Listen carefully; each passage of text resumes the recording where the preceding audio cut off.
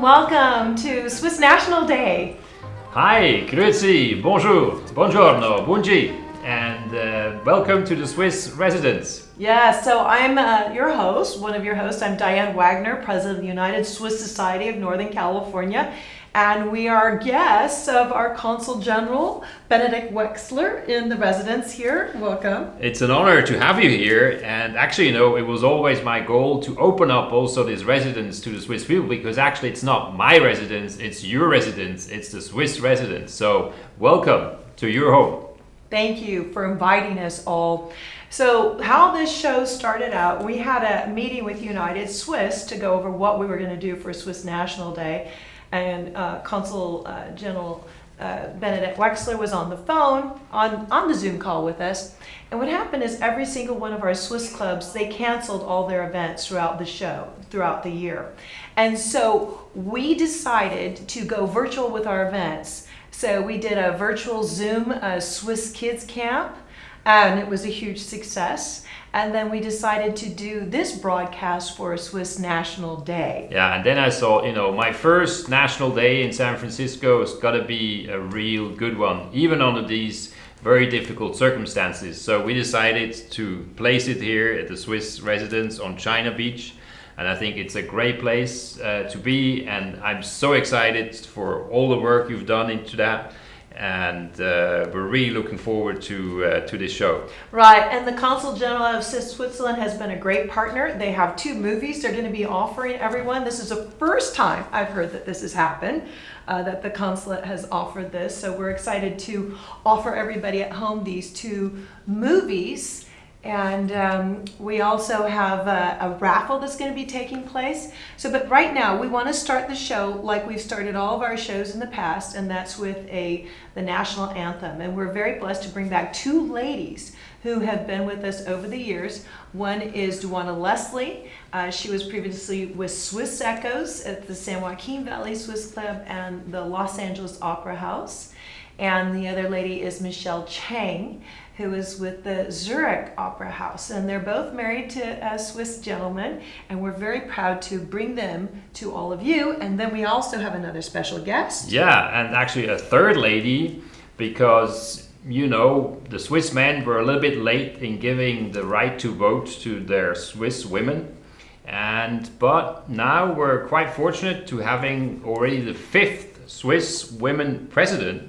So Simonetta Sommaruga will address the National Day speech to you also shortly. Good. So welcome all of you to our Swiss National Day Live. And let's watch and enjoy. Happy Swiss National Day. I'm Leslie, coming to you from Franklin, Tennessee. Please stand for the national anthem.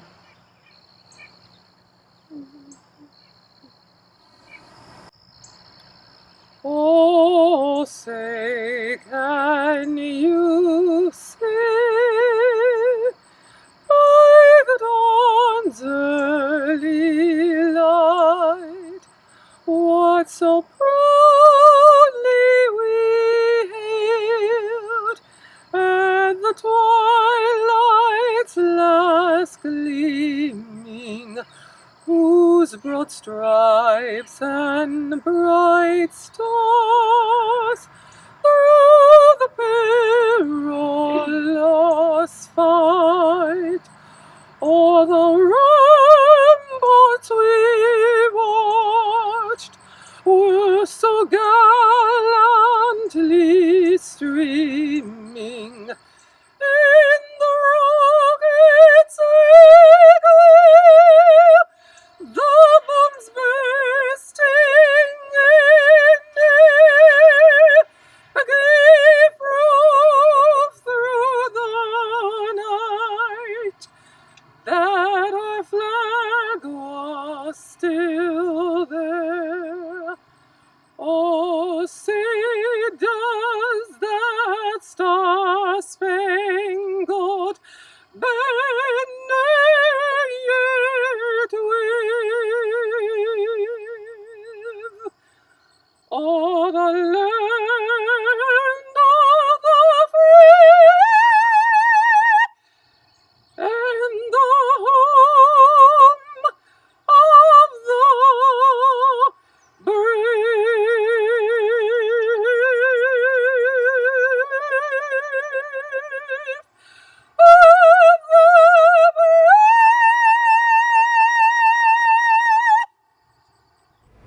weißes Kreuz auf rotem Grund, unser Zeichen für den Bund. Freiheit, Unabhängigkeit, Frieden. N'ouvre notre cœur à l'équité et respectons diversité. Permisci la libertad e per tutti la ci starat. La bandiera svizzera, simbolo di pace ed unità.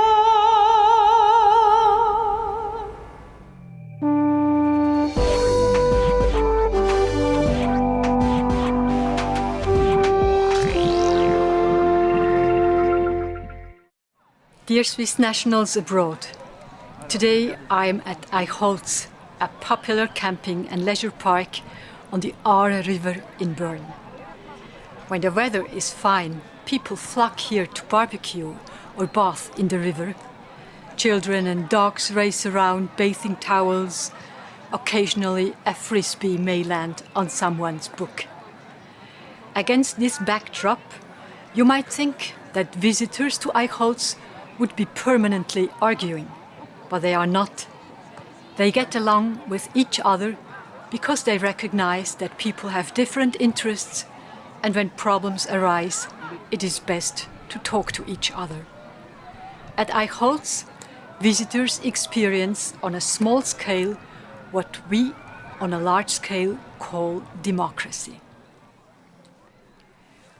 Dear Swiss nationals abroad, not all of you live in countries with democratic structures, but in the country you call home, each of you represents Switzerland and its democratic values. These values are not given. They must be defended time and again. To do this, people must trust each other to be able to engage and manage disputes. Trust in one another does not simply develop in a vacuum. It requires an environment that protects the freedom and co-determination of the population. It requires a parliament that reflects all the forces in the country. It requires a government that must earn people's trust day after day. It requires an independent judiciary. And it requires strong media that are independent, that pay close attention to what is going on, and that can criticize those in power. Independent media allow everyone the chance to be heard and to have his or her say. Independent media provide citizens with the information they require to form their own opinion, and independent media say what others would prefer not to say. That is why they are an inherent part of democracy. Dear Swiss nationals abroad, you convey Switzerland's democratic principles to the world. Every encounter with you in your new homeland is a reminder that peaceful coexistence in freedom, in co-determination is possible. I thank you most sincerely for being good ambassadors for Switzerland and wish you on behalf of the Federal Council a happy 1st of August in your adopted homeland.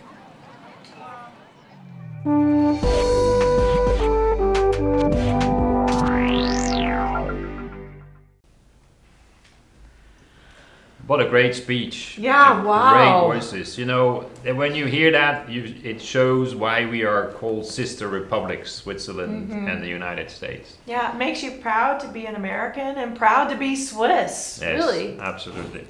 And now I think we're ready to kick off our celebration. But, you know, I just learned actually a few weeks ago, we have another little celebration because it's actually 50 years ago that one of my able, smart predecessors convinced my minister to buy this residence here. So we have actually 50 years of Swiss residence here at China Beach. In this house. In this house, very nice. Yes, and it is a beautiful house with absolutely gorgeous views. Where we're sitting here in the living room, we're looking out over the San Francisco Bay, actually China Beach. It is just stunning. So if you have a chance to come to China Beach, you could see the Swiss residence right here. So, but what we want to do now is we want to see how we have celebrated Swiss National Day in the past with United Swiss Society of Northern California, and that's at Swiss Park in Newark. So let's take a look at one of our events in the past.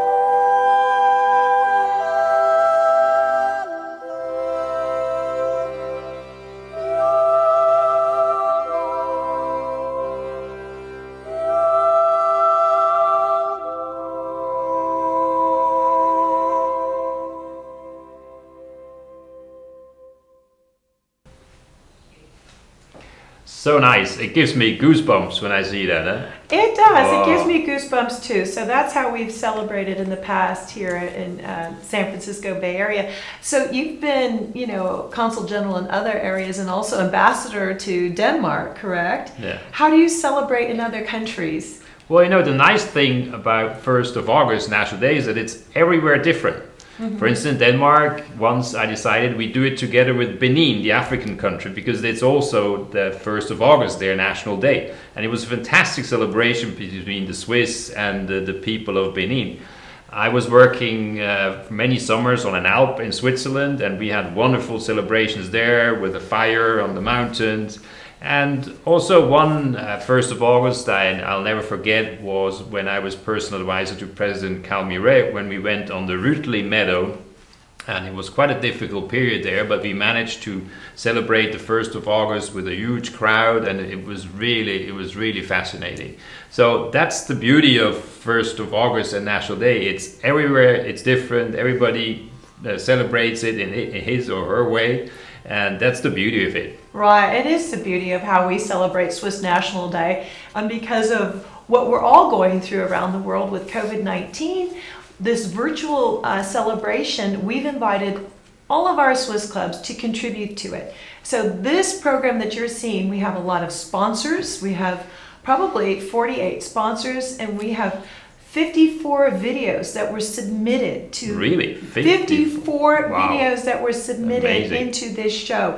So we've had a lot of help from the Swiss community, and we're so happy, we're so proud. So this show is all of you, what you have made, what you have contributed to United Swiss and to celebrate this country that we love, Switzerland. So in working with this, we were trying to figure out, well, how do we do our raffle? Because we had to go digital with it.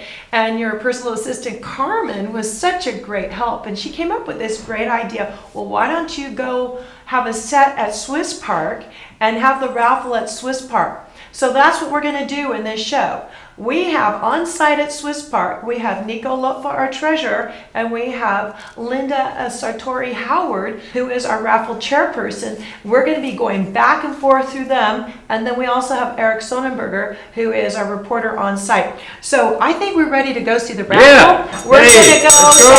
Hello, Nico. We're here in sunny Newark at Swiss Park to have our National Day raffle. I'm Linda. I'm with the Swiss Athletic Club of San Francisco. It was formed back in 1928. We're a social club. Hello everybody, my name's Nico. Thank you for being with us today.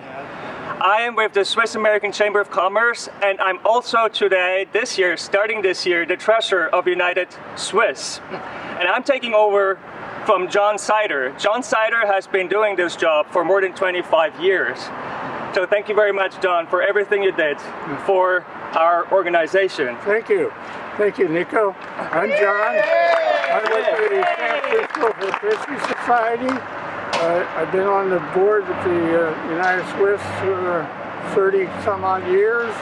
I've enjoyed it. I'm now a retired treasurer, and I'm enjoying life after all this very good fun. Thank you for a job well done. Thank you, Job. Thank you. Now, before we get started with the fun part, pulling tickets, I wanted to extend a special thank you and welcome to the number 3 clubs who raised the most money selling the most tickets. We are talking on number 1, the Elbler Gruppe, who sold more than 90 booklets. Thank you for that. Yay. Number two, Peninsula Swiss Club, who sold more than 54 booklets.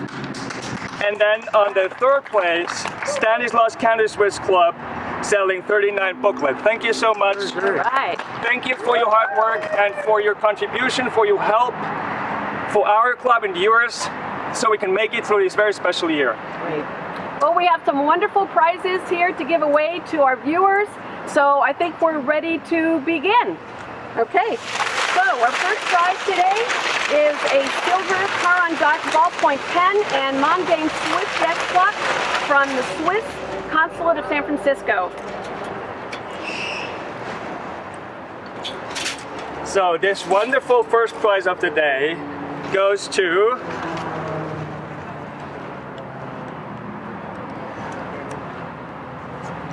Thank you, John.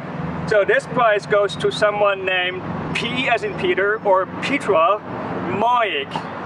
P Moig with ticket number 01845. Congratulations.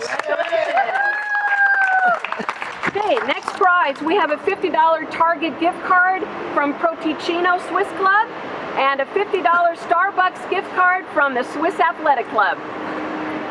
All yours, John. Thank you. So here's the winning ticket. Thank you, John. Wow. Believe it or not, this prize goes to that guy himself. You saw me move the thing before we pulled the tickets. So this is magic. Thank you anyway, but well deserved. Congratulations, John. Our next prize is a gift certificate for 2 bottles of wine and 2 wine tastings donated by the Canahan Family Winery.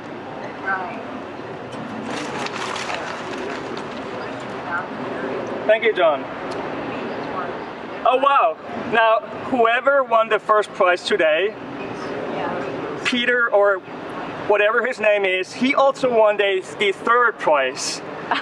So congratulations one more time to Lucky day. P. Moig with ticket number 06072. You're a double winner. Okay. Thank you. Next up, we have a French for Business online workshop donated by the Alliance Française of San Francisco, and 1 bottle of 2016 Petite Syrah donated by Vina Robles Vineyards and Winery in Paso Robles. Thank you.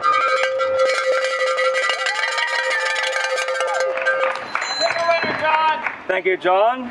Now this prize goes to someone named Mathis in Aden, California. Congratulations. Ticket number 05053. Congratulations. All right. That was great. I think that's it for now. Thank you for being with us. We'll see you in a bit. Throwing it back to Diane. Bye. Yay! Wow, that looks like so much fun. And John Zider picked his own name. Oh, can you believe that? Wow, is that, how about compliance, and do you have checked that with lawyers? I don't know. Well, he used to be our treasurer. I guess we have to. Nico is a lawyer, so I guess we should look into that. Yeah, right, great. But talking about sponsors, I don't know if we can make a close-up of our beautiful swatches that we're wearing. Yes. The Swiss swatch and with the 26 cantons. I have, that's my birthmark. I have I have to tell everybody before I get a bruise. This is the famous Swiss watch, the cowbell watch that everybody had at our Swiss National Day one year. Love this watch. Yes. And here we go. Here we have the 26 cantons watch. That's a cool watch. It has every single canton on it. Love it. And then on my other hand, the one and only another Swiss Swatch watch. So Swatch has been one of our sponsors for years, and we so appreciate our sponsors. We couldn't do this without them, and they just add a lot of value to everything and help us do the events. Right. So right now we'd like to show you some of our sponsors that have helped out with this year's events. So let's look at them. Canahan wines are handcrafted, small production. It's just exceptional Pinot and Syrah and Chardonnay. And when somebody asks me, what's special about your wine, I just say, try it. It'll blow your mind.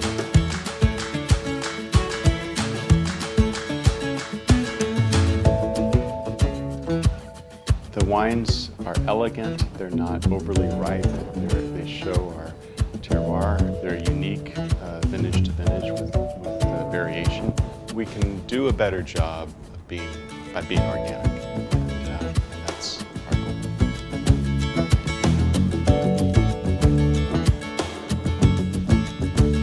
Canahan wine stands for the highest quality, small production, most labor-intensive, organically grown wines that can be made.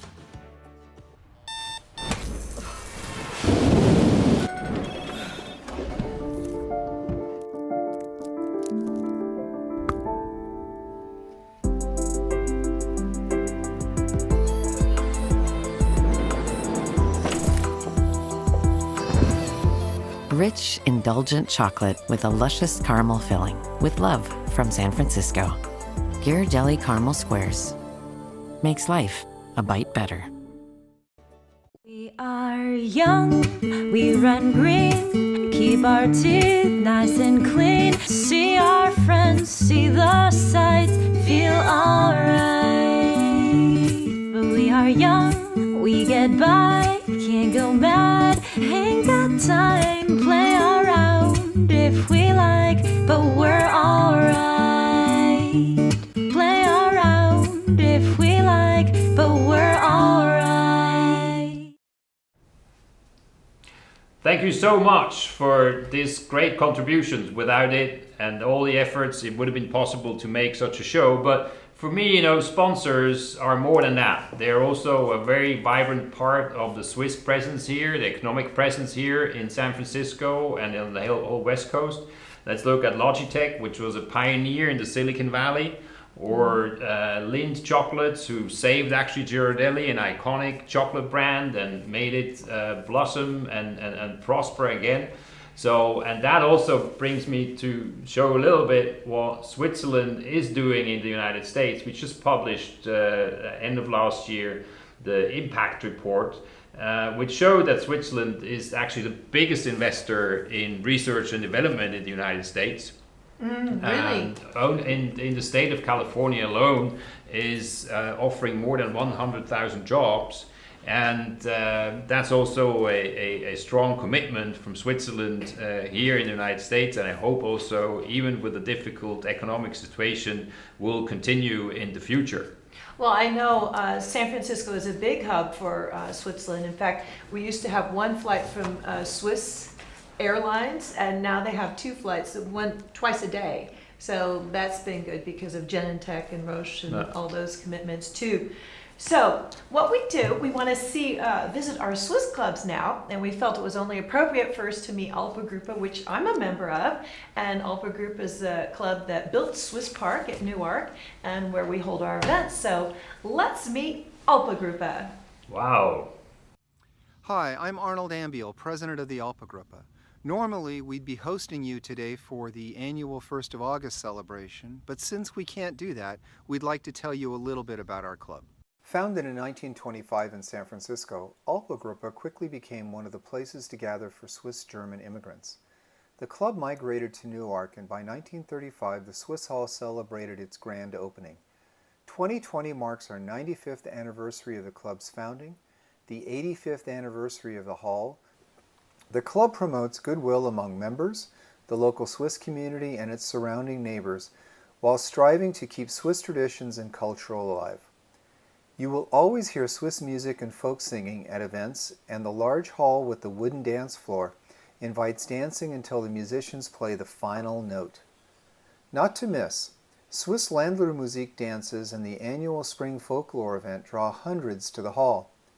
The annual fall Schwingfest features not only music, dancing, and food, but Swiss-style wrestling as well. Called Schwingen, this sport was practiced by our Swiss-German forefathers. You need strength and a pair of sturdy Schwingerhosen to enter the Schwingerplatz, or sawdust wrestling ring. The wrestling starts in the morning, and after 6 rounds a winner is crowned and carried on the shoulders of his competitors to the applause of all the spectators. The Schwingers can be seen on the dance floor inside the hall wearing their winners' crowns. For those seeking a less physical Swiss competition, Yas followed by a fondue dinner fits the bill. Players gather in the early afternoon while the fondue chefs prepare the cheese, salad, and bread. It's not uncommon for more than 90 people to attend this February event. A series of hikes has also been added to our calendar this year. They say the way to a person's heart is through food, and that's certainly true for the Swiss. No one ever leaves Swiss Park without a bratwurst. Schwingfest attendees always receive barbecue lunch and dinner. And at Christmas, the family cookie recipes get dusted off, for the holiday dinner dessert is provided by the members. Plates overloaded with special Swiss treats appear at every table, and the children, anxious to see Santa, are not far behind. Join us. Become an Alpler. Bring your family to our events. You can find our membership application online at alplergruppe.com, or you can call us at 510-936-2523.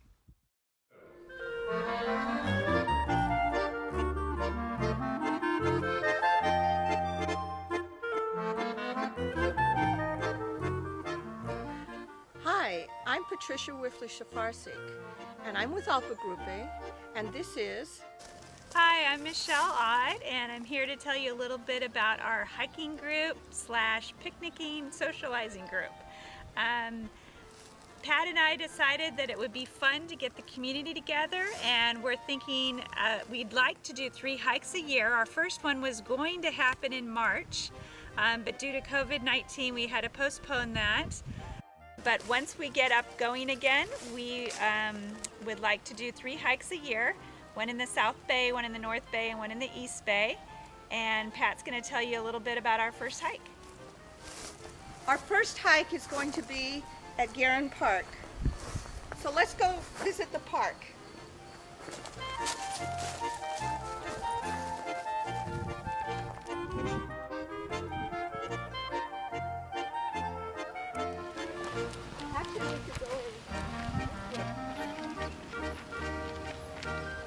So here we are at Jordan Pond, and it was a very short hike from the parking lot to here. For those that don't want to take very long hikes, this is a great option. If you want to go on a longer hike, we're going to have different mile hikes. So we'll have a range, and if you don't want to hike at all, that's fine. And we'll all end our hikes at the picnic tables. Dogs are going to be allowed at most of the places that we go. Great, so we hope you guys will come and join in the fun.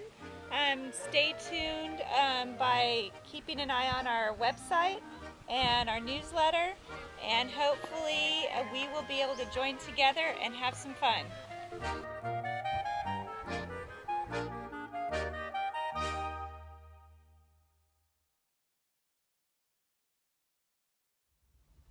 Hi.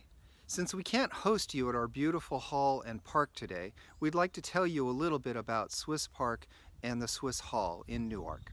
Swiss Park reopened in June. Our beer garden welcomes guests daily from noon until dark and provides physically distanced outdoor seating following the Alameda County health guidelines. Bring your mask and your appetite and join us for outdoor dining under our trees. The beer garden features a full menu, local beers on tap, a complete bar, and music on the weekends. For everyone's safety, masks are required and visitors must wash their hands before entering. The Swiss Hall and indoor bar will remain closed until that phase is released by the county. You can find our menu and hours at swissparknewark.com. Designed and built in 1935 by the Alpengruppe Swiss Club, the Swiss Hall features an old-world rustic charm.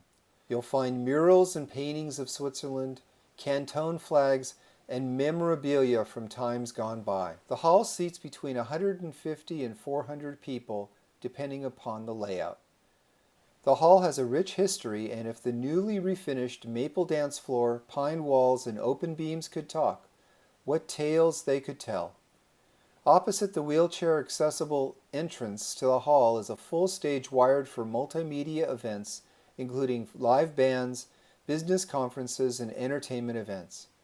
Whether your event needs theater seating, family-style seating, formal dining, or many other layouts, seating can be customized to your needs with our 8-foot tables or 5-foot round tables.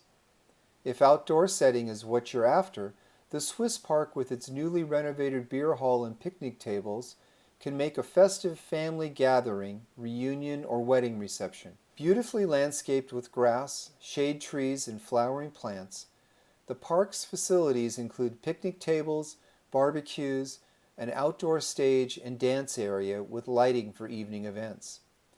The newly refurbished park grounds will accommodate as many as 1,000 people. The beer hall features refrigerators, an ice machine, and plenty of outdoor space for food preparation and drinks.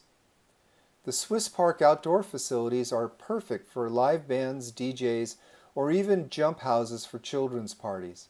It's a great place to relax outdoors and be physically distanced with friends. This year, Swiss Park manager Bob Fuchsland celebrates his 10th year. He's doing an excellent job during these trying circumstances. We are lucky to have him. To rent Swiss Park or find out more about our events, go to the website at swissparknewark.com or call us at 510-793-6272.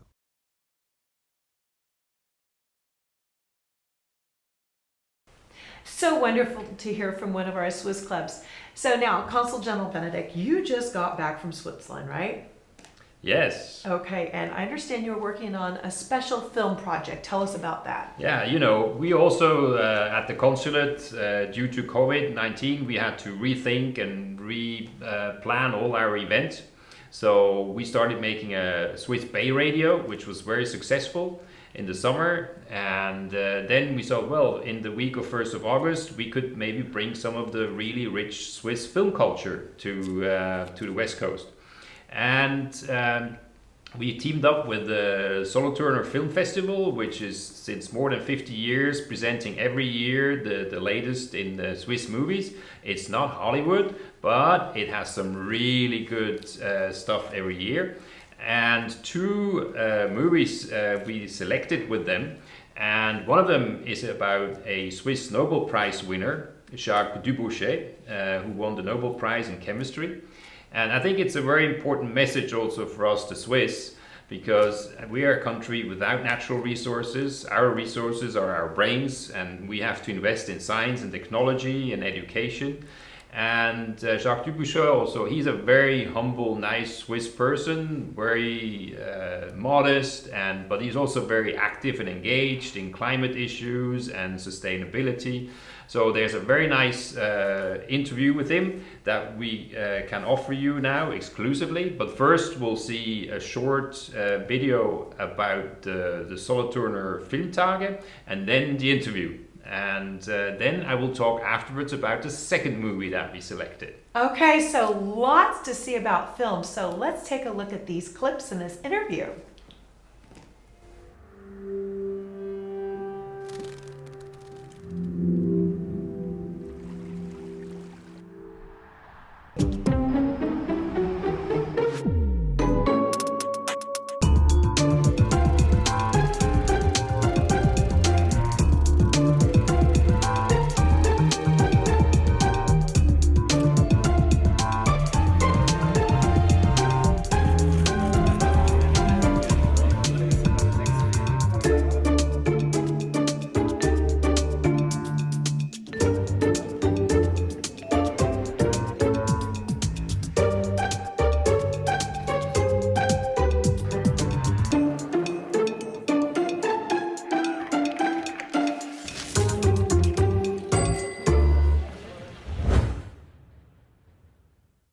Monsieur Dubochet, vous avez derrière vous une brillante carrière de scientifique, couronnée par un prix Nobel de chimie en 2017. Vous êtes aussi très engagé dans la société, entre autres en tant que membre du conseil communal de Morges. Votre vie après le Nobel a fait l'objet d'un documentaire, Citoyen Nobel, présenté en janvier lors des Journées de Soleure, et qui vient de faire son retour dans les salles suisses après l'entracte Covid. Vous dégagez, le film aussi d'ailleurs, une véritable énergie positive.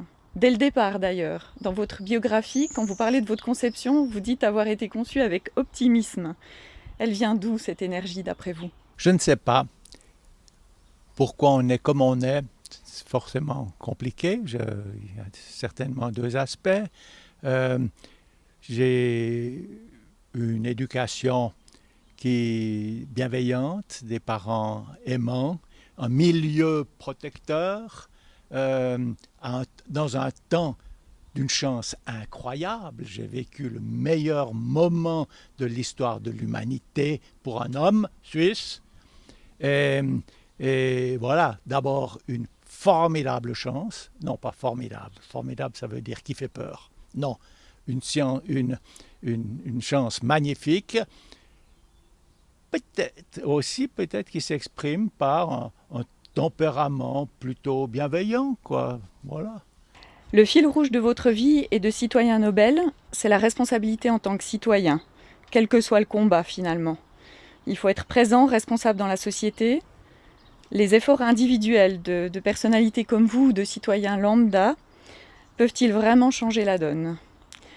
Dans le film, vous comprenez la réaction de votre citoyen qui est convaincu de ne rien pouvoir changer à son niveau? Je le comprends, mais je déteste. Et quand je dis déteste, c'est vrai, ça me rend viscéralement malade de voir ces gens de mon âge qui ont vécu cette incroyable chance de notre période et puis qui ont bien fait leur carrière, qui ont cette retraite généreuse qui continuent, ils sont payés par l'État, bien sûr, par les impôts de tous les autres, et puis qui réclament, bof, c'est foutu, quoi qu'il en soit maintenant. C'est insupportable, ça. Non, mais le bonheur, il est dans vivre cette situation qui nous a été offerte, et puis la vivre pour ce qu'on peut en tirer de bien. Moi, j'aime ça, qu'est-ce que vous voulez. Mais si c'est passé, ça a été depuis le début. J'ai toujours été plus ou moins comme ça, peut-être par éducation, obligé par mes parents, ou bien, enfin, on en a déjà parlé. Mais au moment du prix Nobel, il s'est passé quand même une chose très importante. J'appelle ça mon coming out. Et arrive ce prix, puis tout à coup on a une voix incroyable. J'étais un homme normal avant. Et puis tout à coup arrive cette situation tout à fait inattendue. Pas tout à fait inattendue, mais en tout cas tout à fait pas préparée. Et puis qu'est-ce qu'on fait avec ça? Et les quelques jours qui ont précédé le moment d'aller à Stockholm, raconter ma petite histoire, dire ces discours, ça a été vraiment un moment très important. Face à toutes les batailles que la société doit mener de front, justement, du changement climatique au Covid, en passant par la gestion de l'information et des fake news, par exemple, qu'est-ce que la science peut apporter selon vous? Est-ce qu'il y a un nouvel équilibre à trouver entre la science et le politique? Je ne comprends pas comment se fait cet équilibre.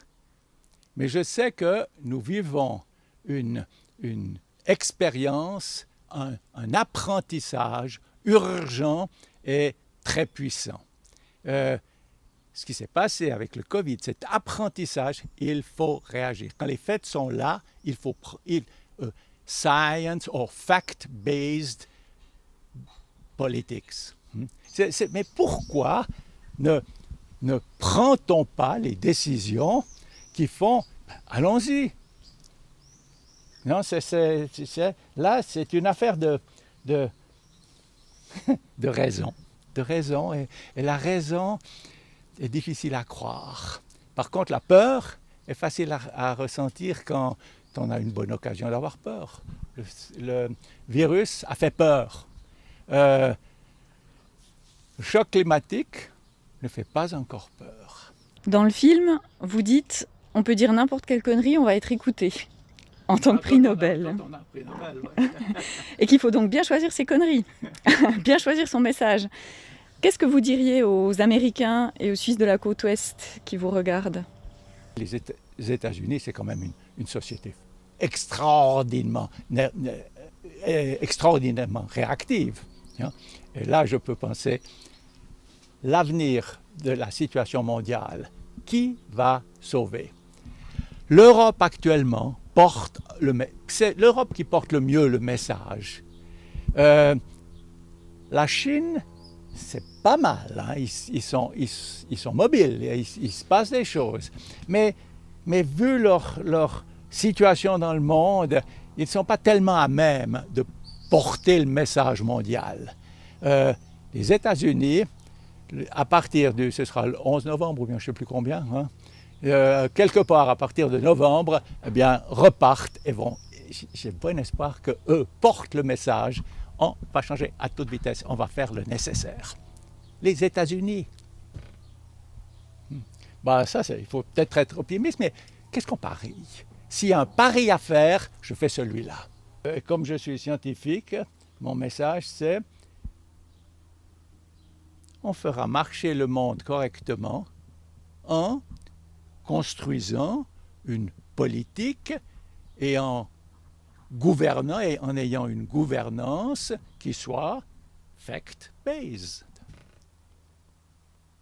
Alors comme scientifique, c'est un peu notre métier d'essayer de retrouver les faits, comprendre les faits, s'approcher des faits et valoriser les faits.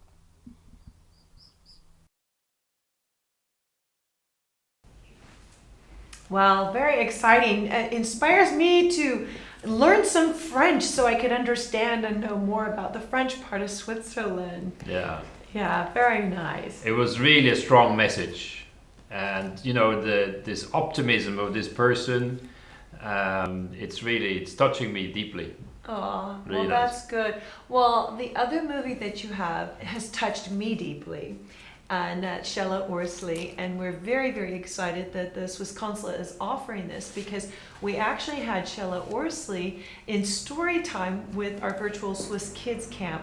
So I was so excited to tell all the families that were with us for Swiss Kids Camp that the Consulate is giving us this movie for all of our families to watch, and you definitely want to watch it. So tell us more about Schellen-Ursli. Yeah, I mean, that's really one of these Swiss tales that all the Swiss children are growing up with. And it's also nice, it's coming from a part of Switzerland, which it's the fourth language region, the Romanche. And it's like with Heidi, it's like the sort of the twin main movies from a Swiss childhood. And it's a very strong message that the life in the mountains is not always so easy. It's a hard life up there in these communities, and it can be also quite cruel. And also this cruelty, you see that, but also the spirit of these communities, how they stick together and find again a solution, and how they can resist the natural forces that are very strong there. And so for me, it's also a very, very good 1st of August movie. And then it's also a movie which shows that it's a high-class, top-quality movie because it's produced and directed by the Oscar award-winning Xavier Koller. And, I mean, honestly, I have to say, I was in tears when I saw the movie. Well, I was too. I was in tears when I saw Schellen-Ursli too, and I have watched it with my family, and it just, you sit down and watch it, especially those that are from the inner part of Switzerland, like we're from Canton Nidwalden and Stanz, and my dad watched it, and he says, well, this is how it was. This is how it is back then. So, I encourage all of you to watch Schellen-Ursli. What you do is you go to Eventbrite and register. You can find that on our website, United Swiss, the Swiss Consulate's website, also our Facebook pages. But you do have to register during Eventbrite because we have limited tickets on that. No. Yeah. Okay. Well, we have something fun coming up next. What do you think? Well, is that time again? I think we're ready to pull another raffle prize. Yes, we are. Yeah. Nico and Linda, are you still there? Oh, yeah, right. There We're back live at Swiss Park, ready to pull more tickets. Hi guys, good to see you back. We have a very special guest today. Right to my right hand side, we have Carla Twitchell from the Ticino Swiss Club. Yes. Mm-hmm. She has been managing the raffle last year, and she did an awesome job, right? Thank you. And Carla also used to be on the board of United Swiss. Now, she was not there when we were hosting our general meeting in the spring, which is why we want to seize this opportunity today to thank Carla for the great work that she did for United Swiss. Oh. Thank you very much. Thank you, Carla. Make some noise, everybody. This is for you and for everything you did for us and for our organization. Thank you.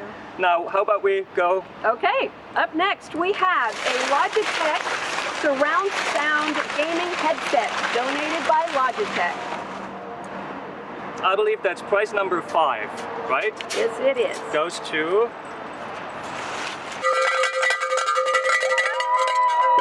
Full line.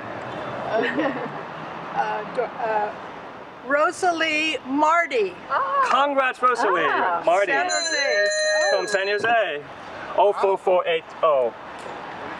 Okay, next up we have a gift certificate for 2 bottles of wine and 2 wine tastings, again donated very generously from Canahan Family Winery.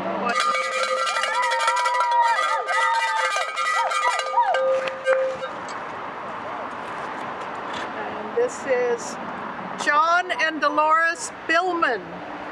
Congratulations to John and Dolores.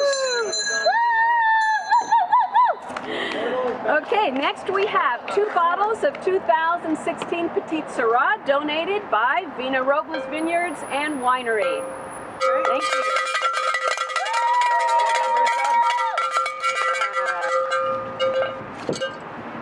And that is... Prize number 8 goes to... 0620 Fred Omlin from Modesto. Yay! Congratulations to Fred. People. Okay, next up we have a French for Business online workshop by Alliance Française of San Francisco. And again, one bottle of 2016 Petite Syrah from Vina Robles Vineyards and Winery.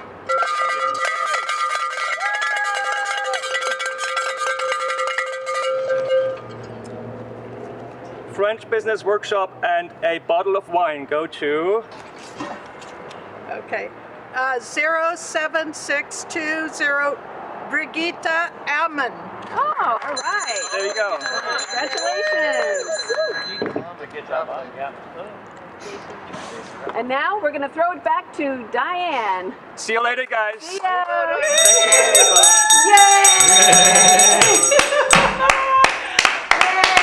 Congratulations, Carlo.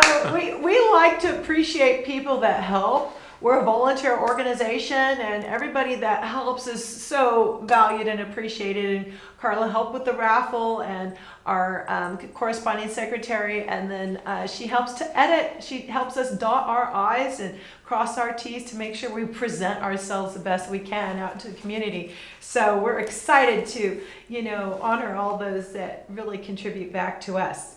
So, what else do we have next? Speaking of Carlo coming from Italy, the Italian part of Switzerland. Yeah, we put up especially a picture of Ascona on our screen.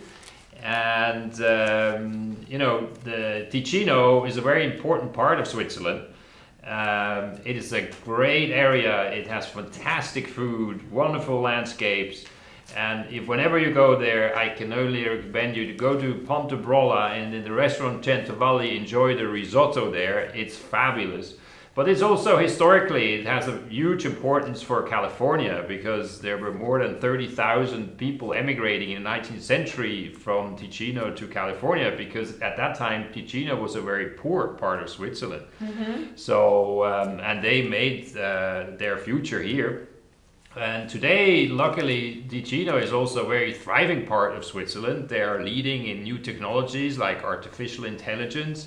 And so we're very proud of that canton in the Swiss Confederation. But I think now we still should go and have a little look and tour around. Yes, so we're going to Ticino. see some videos from Ticino Swiss Club and the Swiss Athletic Club. So let's look at those clubs.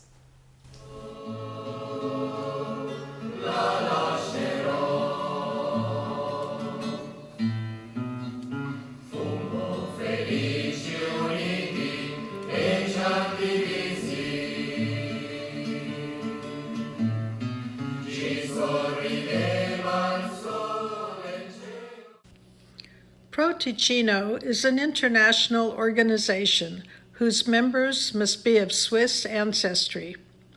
Ticino is the southernmost canton of Switzerland. Graves of Roman soldiers have been found in the valleys. Because of our proximity to Italy, our language is Italian and much of our cuisine is similar to that of Italy. One of our trademark foods is polenta. In the summer, many families go to rustic mountain homes where previous generations used to take the goats and cows to pasture. The stone exteriors are now preserved and they have modern interiors. In the center of the villages, you can still see wooden structures from the 1400s called torbas, which were used to shelter animals and to store their feed. Tourists throughout Europe and from northern Switzerland come to Ticino to enjoy the rivers and to hike the mountain paths where they encounter small chapels decorated with murals in memory of ancestors and dedicated to saints.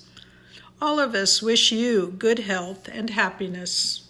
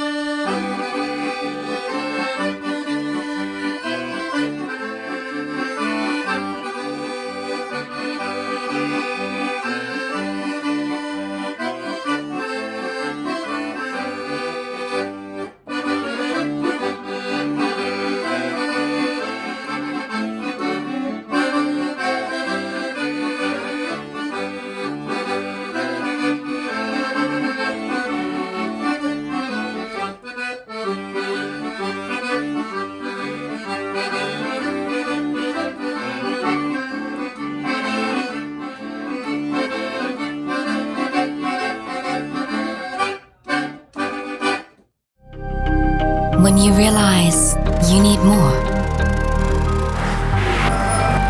energy, more time together, more time for yourself. You need more than a break, more than a kick, more than a breath of fresh air, more than a change of scenery. You need real nature, wild and free, untamed but accessible. Nature that gives you energy, nature that stirs your soul. Nature in a country that's uniquely varied. A country where you can be carefree. A country that takes care of you. That gives you just what you need.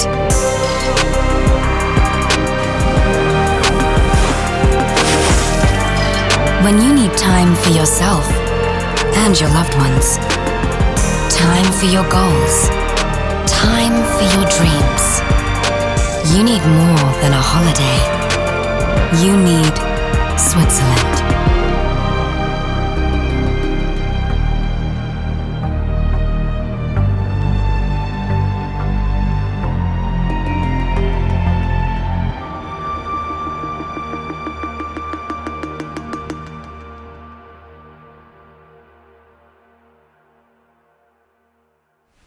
What a beautiful tour of the Grazie Ticino. mille, Yes, grazie mille. Just wonderful, wonderful. I'm sure you would be perfectly able to speak Italian. Oh, you would learn that in a, you know. Yeah, mia studentessa italiano. Yeah, you know, I think next year you'll do it in Italian, okay? Okay, I'll do it in Italian. I'll have to go to like Lugano and take some Italian courses. There's that Franklin school there. I could learn some Italian. Yeah.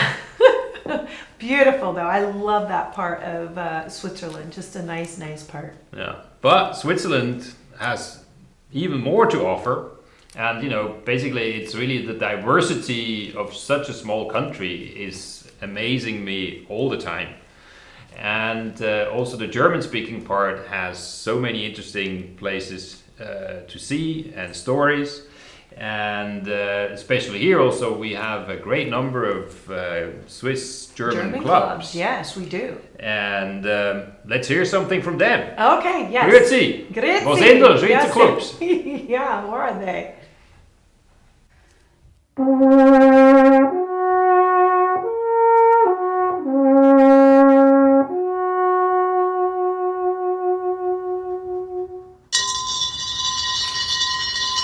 Dear friends and families, I wish you a great 1st of August celebration wherever you are in the Bay Area or back home in Switzerland. Don't forget from time to time to recharge your batteries, like me, going outside and enjoy the beautiful landscape of Napa Valley. Stay safe and see you soon. Happy 1st of August from the Billeter and the Schricker family. Grüezi zusammen. Bonjour. Buongiorno. Hello. Haha. Wishing everybody a fabulous, fabulous Swiss National Day. Arrivederci. A bientôt. Bis bald. Ciao. Tschüss. Alle Gruß für Cupertino. Alles Gute zum 1. August und habt eine schöne Zeit. Happy 1st of August to everyone. A lot of greetings from the Fleury family from Dublin. See you soon. Bye. Vi auguriamo un buon prima di agosto. Einen wunderschönen 1. August. Stay healthy and safe.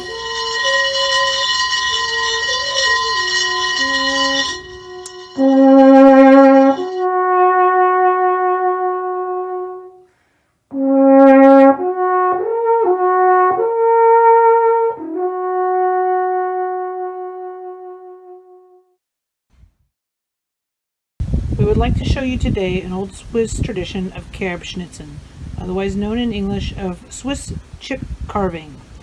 Lori Billeter would like to show you how she does this.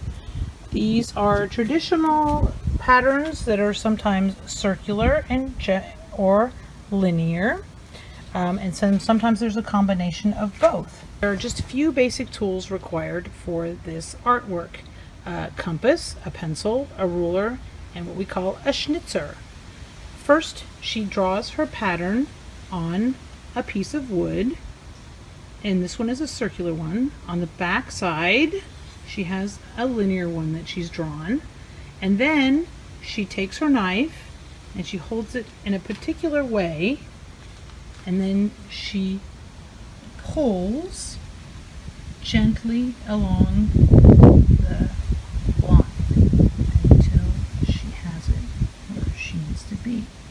and then she goes the other direction and makes a thin cut out like this. When she makes her notches, she does 3 cuts, and as you can see, she always pulls the knife towards her.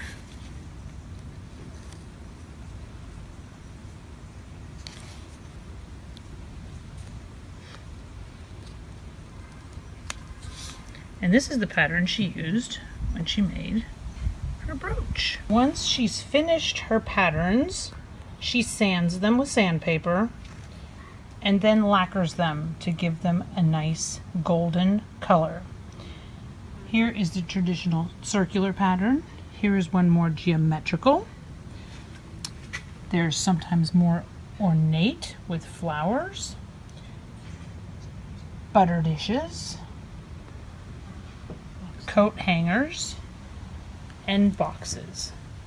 She's also done some more larger items, for instance the doors to this Brogli, which is like a chest, and then some Stabaue, the backs of a chair. This is a traditional Swiss farm chair. If you would like more information on this old Swiss tradition, we recommend Wayne Barton's School of Wood Carving at chipcarving.com. Salut zusammen and welcome. My name is Stefan Steiner and I'm the president of the Golden Gate Swiss Club.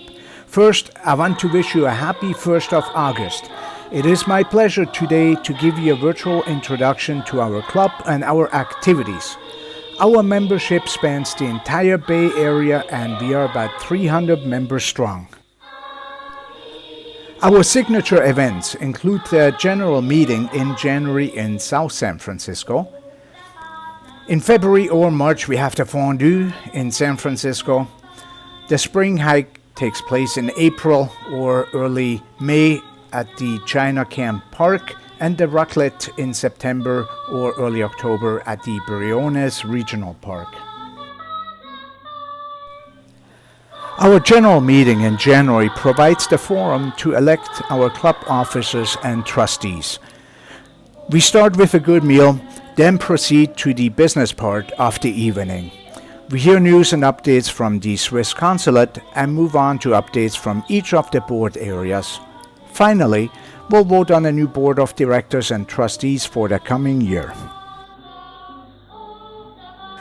The fondue in February is always a favorite after a brutal, long winter in San Francisco.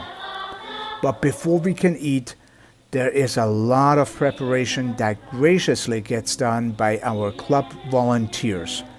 From cutting bread to preparing the appetizers and fruit salad dessert, setting up the beautiful tables and stocking the bar, all needs to get done before our guests arrive. And of course, then there's the cheese. The chef in the kitchen ensures that every drop of fondue tastes as good as the first one. Young and old are involved, and then it's time for the great moment to enjoy. The music will play, the raffle will entertain everyone. Some will dance, others catch up with friends. And did I mention, we'll eat a beautifully created fondue.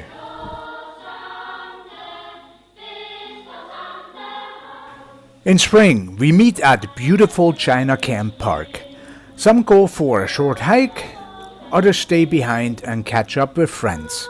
But at the end, everyone enjoys the good old-fashioned bratwurst from the grill, the trimmings, and most importantly, the time spent together outdoors. We saved the best for last. Our unique outdoor raclette happens late September at the Bernese Regional Park near Orinda in the East Bay. Wheels of cheese are halved, heated on the grill, and then served. Trimmings like potatoes, cornichons, bread, spices, and much more is available all day or as long as available. Once more, friends have an opportunity to catch up, enjoy the mild post-summer weather while having a typical California raclette. In the name of the Golden Gate Swiss Club, thank you for letting me introduce you to our club, and please visit our website at goldengateswissclub.com.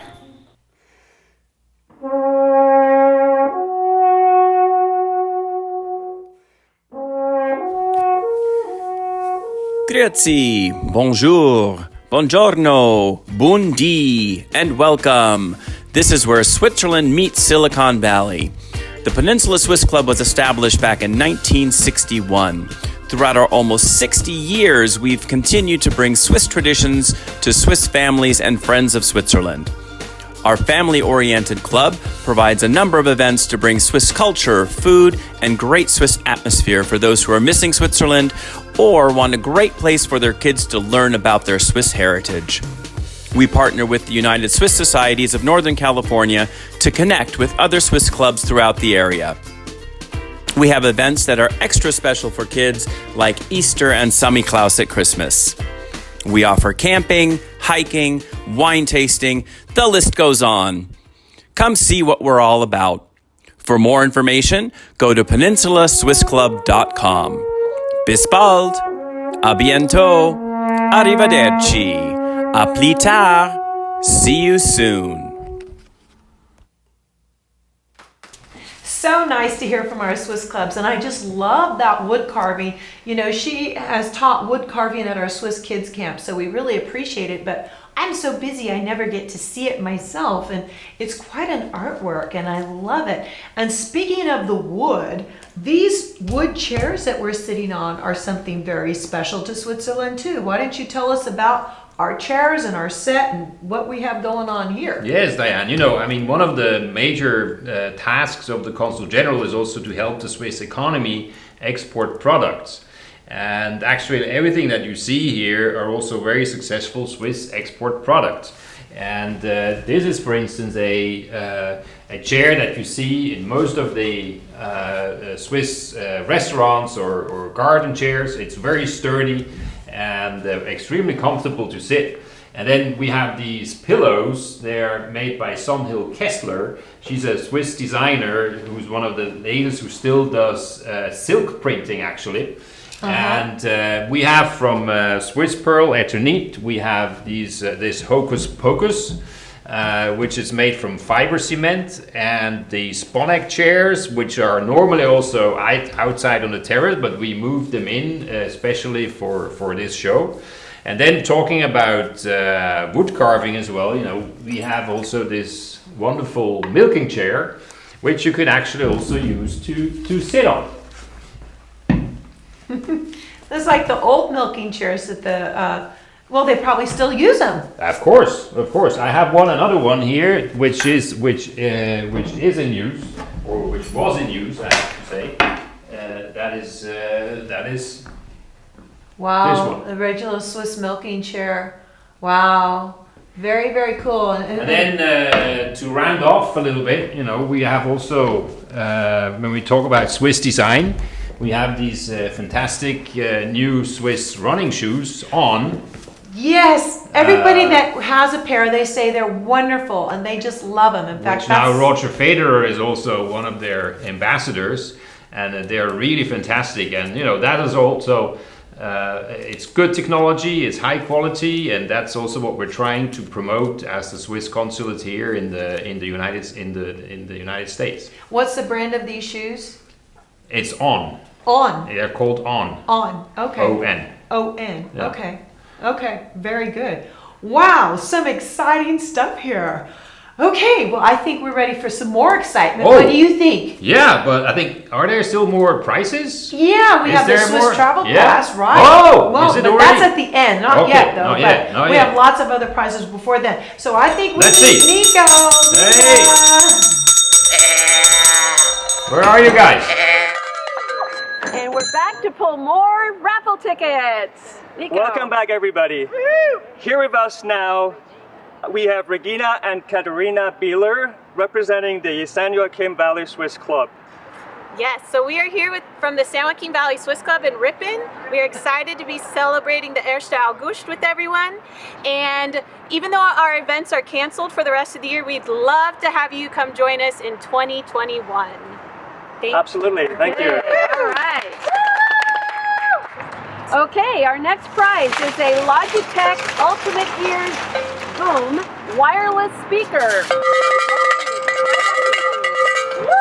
Now this really cool Logitech device goes to H. Gugelmann, number 01890. Awesome, congratulations. Okay, and next we have a gift certificate for 2 bottles of wine and 2 wine tastings, again donated by Canahan Family Winery.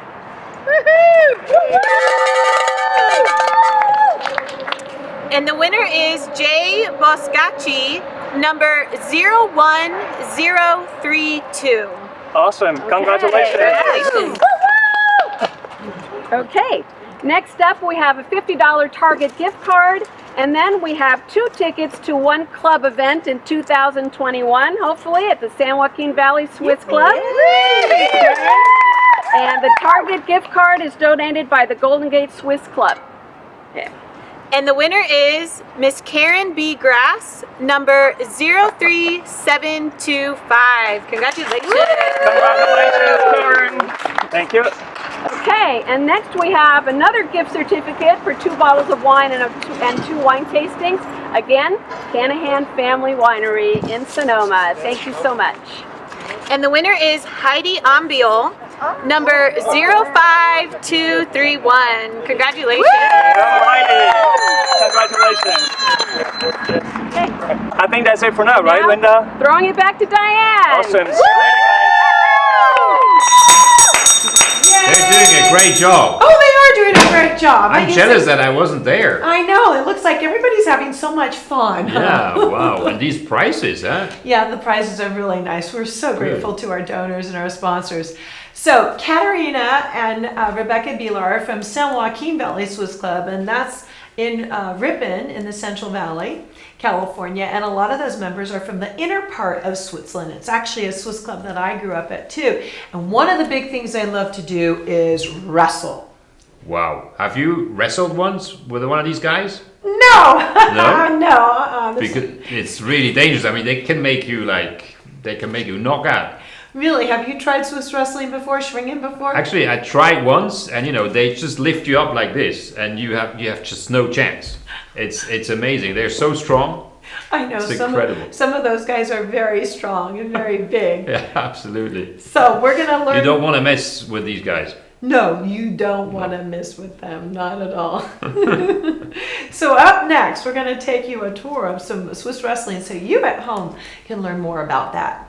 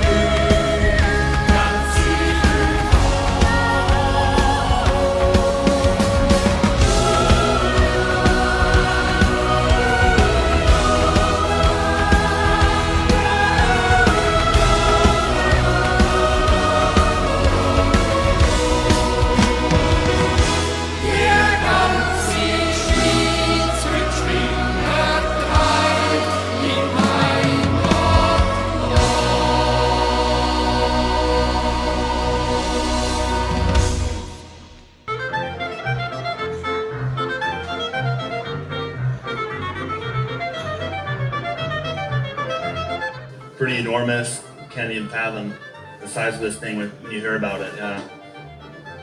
How does it come that you are a Swiss wrestler in the States, in California? Great-grandparents immigrated to California maybe in the 20s during famine time. Established themselves in the Imperial Valley of California.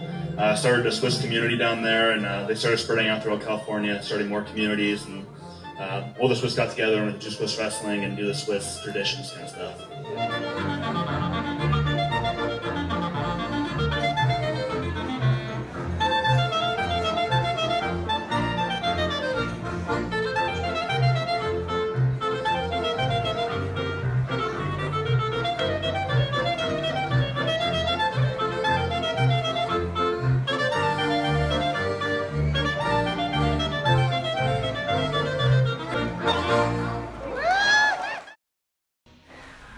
so exciting. I just love that video. When I first saw it, I watched it over and over and over again.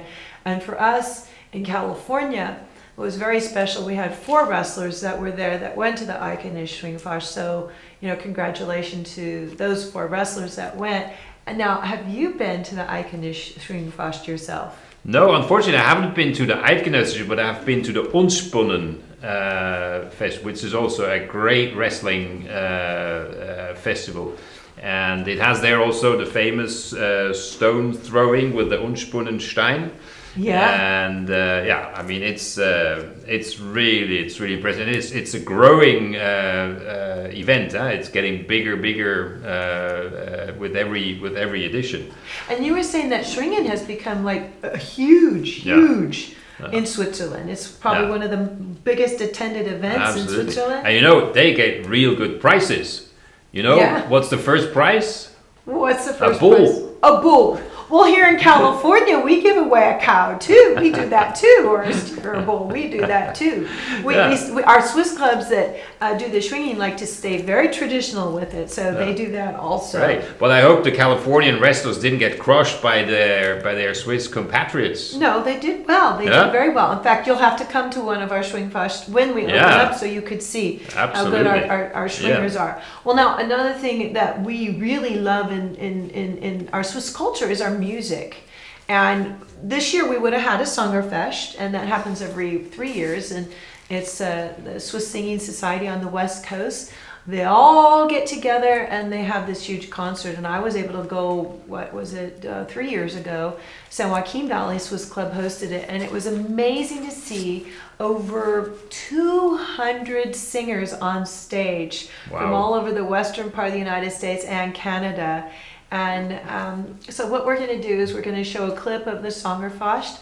And one of the favorite bands that we have, there's a Ronnie Scheiber Gaynor band. And so we're going to show that. And then a wonderful person that's dear to so many people's hearts is Arthur Brogli. So we have a clip of Arthur Brogli too. So enjoy some music from Switzerland.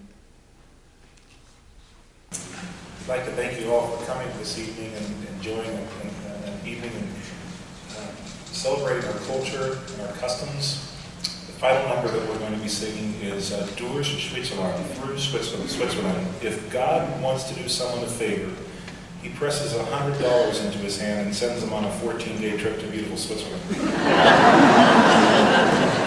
This goes back to the motto of remembering the past, right? Heart beating with happiness, you'll see so many beautiful things. The farmhouse glowing in the sunshine, the alpen roses and the edelweiss flowers. We hike up the mountains, not worrying about the weather, through our homeland, through lovely Switzerland. Ladies, for the final time, the festival chorus.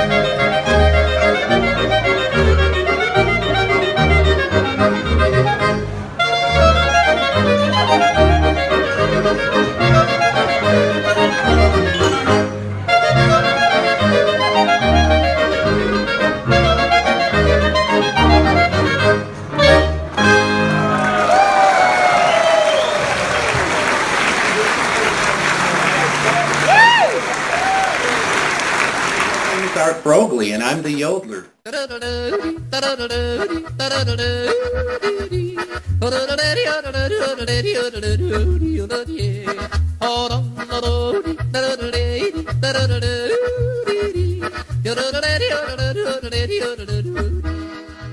Yodeling is a happy joy of calling. It's a happy call. It can be very melodic. It can be slow. It can be fast in tempo. It can be melancholic. It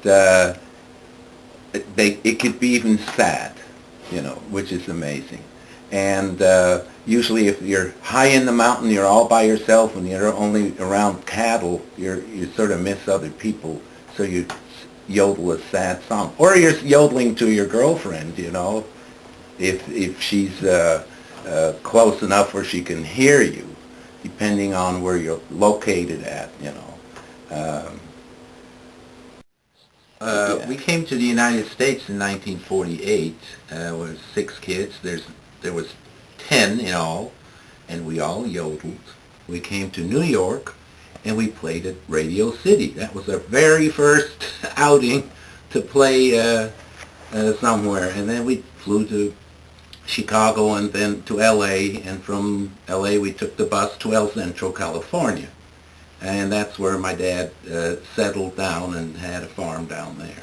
There was 10 children in all, and we played on TV and on radio and played for the communities. Well, I enjoy going down to Bern, Indiana and play. It's a Swiss town.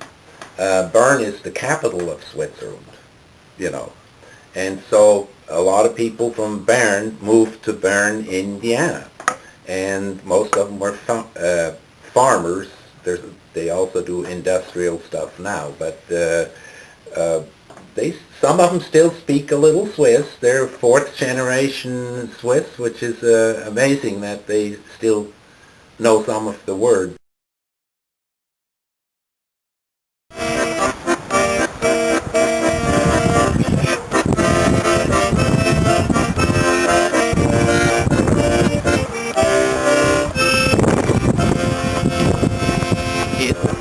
Small world after all. It's a small world after all. It's a small world after all. It's a small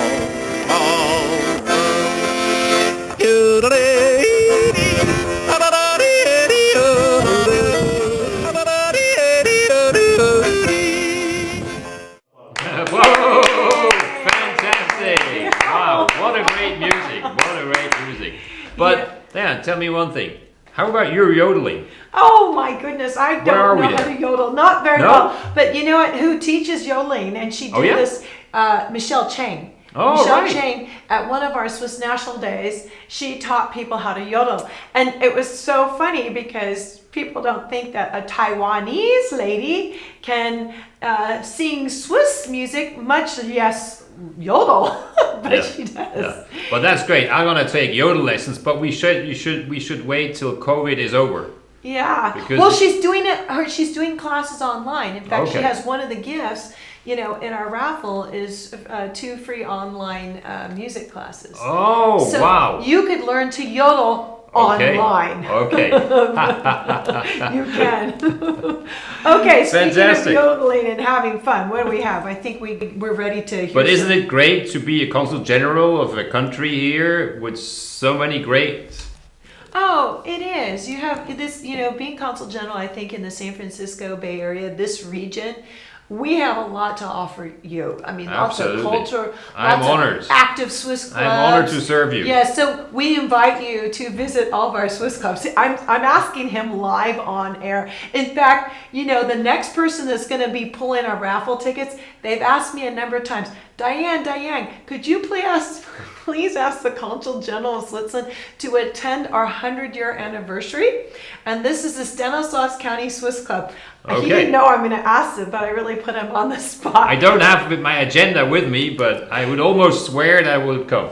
Okay, it was canceled for this year because of COVID, but they're postponing it till, as soon as they can, probably till next year.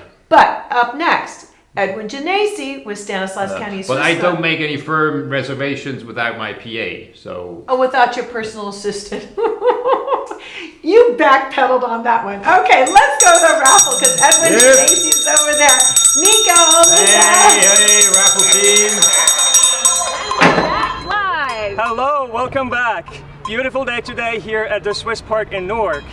I have here with me today Edwin. Edwin is representing the Stanislaus County Swiss Club. So, Edwin, why don't you start by telling us something about your organization? Well, our club is 100 years old this year, and we've delayed all our postponed until next year, probably on Memorial Weekend 2021. So we have some prizes with some free tickets, wine, and the sausage dinner and everything included for next year's dinner. And we also have developed our club and prepared it with a playing field for the young kids. So we'd love to have you come, and we're leasing our club out. You can come down from the Bay Area and enjoy the time in Modesto, Central Valley. It's really nice. Welcome to Modesto, Stanislaus County Swiss Club. Sounds great. Thank you, Edwin. Now, Linda, I guess we're ready to pull a few more prizes, And right? yes, we are. Okay, our next prize is a Logitech Anywhere keyboard and mouse, donated by Logitech. Yay! So Way up in the top corner here. Of course, Logitech keyboard and mouse going to someone named Rosemarie Wagner. Congratulations, Rosemarie. I think that's our president's mom, isn't it? Yeah, awesome. She'll be very excited about that prize. She'll be very excited. Okay, next we have 2 tickets to the 100-year anniversary celebration that Edwin just spoke about. Date to be announced. Oh God, so this prize goes to someone with a very pretty handwriting named Sanvido, possibly. Ticket number 06515. Congratulations. Woo! And then we have another dinner donated for 2 people to the 100-year anniversary celebration by the Stanislaus County Swiss Club. Yay! Now this prize goes to Richard, I believe. 07174. Congratulations. Okay, next up we have 1 Magnum of 2017 Cabernet Sauvignon donated by Vina Robles. Ready? Now the Cabernet Sauvignon goes to Shari Brown in Santa Rosa, California. Ticket number 02267. Congratulations. Hey. Congratulations. Okay, next we have a $75 gift certificate to Ludwig's German Table Restaurant in San Jose.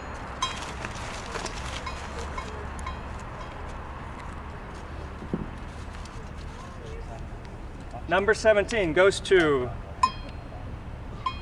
Bueller Ruth, I believe. Ticket number 03034. Congratulations. Now, Linda, I think we have one more prize to go, We have right? one more to go. Let's do okay, it. for the and that's going to be 1 Magnum of 2017 Cabernet Sauvignon, again donated by Vina Robles Vineyards and Winery. And this goes to Jim Barnick in Modesto, California. Congratulations. Thank you, guys. That's it for now. We'll see you later. Take care. Bye. Congratulations! Super! Congratulations! Wow. Fantastic. There are going to be so many people around here. I know, so many winners. It's exciting. Whoa, It's exciting. We have lots of prizes. Yeah. Well- but now I want to learn more about this Stanislaus Swiss County Club. Yeah, so we're going to have a little What is clip that? about the Stanislaus County Swiss Club. He asked me, why do they call it Stanislaus? So I explained to him, it's Stanislaus is a county, Stanislaus County. So they named that Swiss Club after Stanislaus, and San Joaquin Valley Swiss Club was named after San Joaquin County. And like Peninsula Swiss Club is named after that region. And kind of like Golden Gate Swiss Club's kind of named after Golden Gate. Ticino is named after the Italian area. So it's interesting because there's reasoning behind the naming of every Swiss club. So I find it very interesting. So it was an interesting question that he asked during the break while that was playing. So yeah, thought I'd answer that live on set for you. So we're going to learn more about Stanislaus County Swiss Club. And then one of their members is also our sponsor and also my sister and brother-in-law, Mike and Christy Gimperly, is going to tell us more about eggs and, you know, Swiss eggs. They have some special Swiss treat with their eggs that they did, which I thought was really cool. And then I decided to share something with you guys. I did a little audition a few years ago for Switzerland Tourism, and our family has been making Langdegger, the Gary Wagner family with the Karl Ott family, for about 48 years. And so I had to do my audition in Swiss. So you're in for a special treat. And my Swiss isn't that good, but I can speak it. And so let's watch these fun little That's videos. like a world premiere almost. Oh yeah, it is a world premiere that will be happening. So let's take a look. Wow, I'm curious.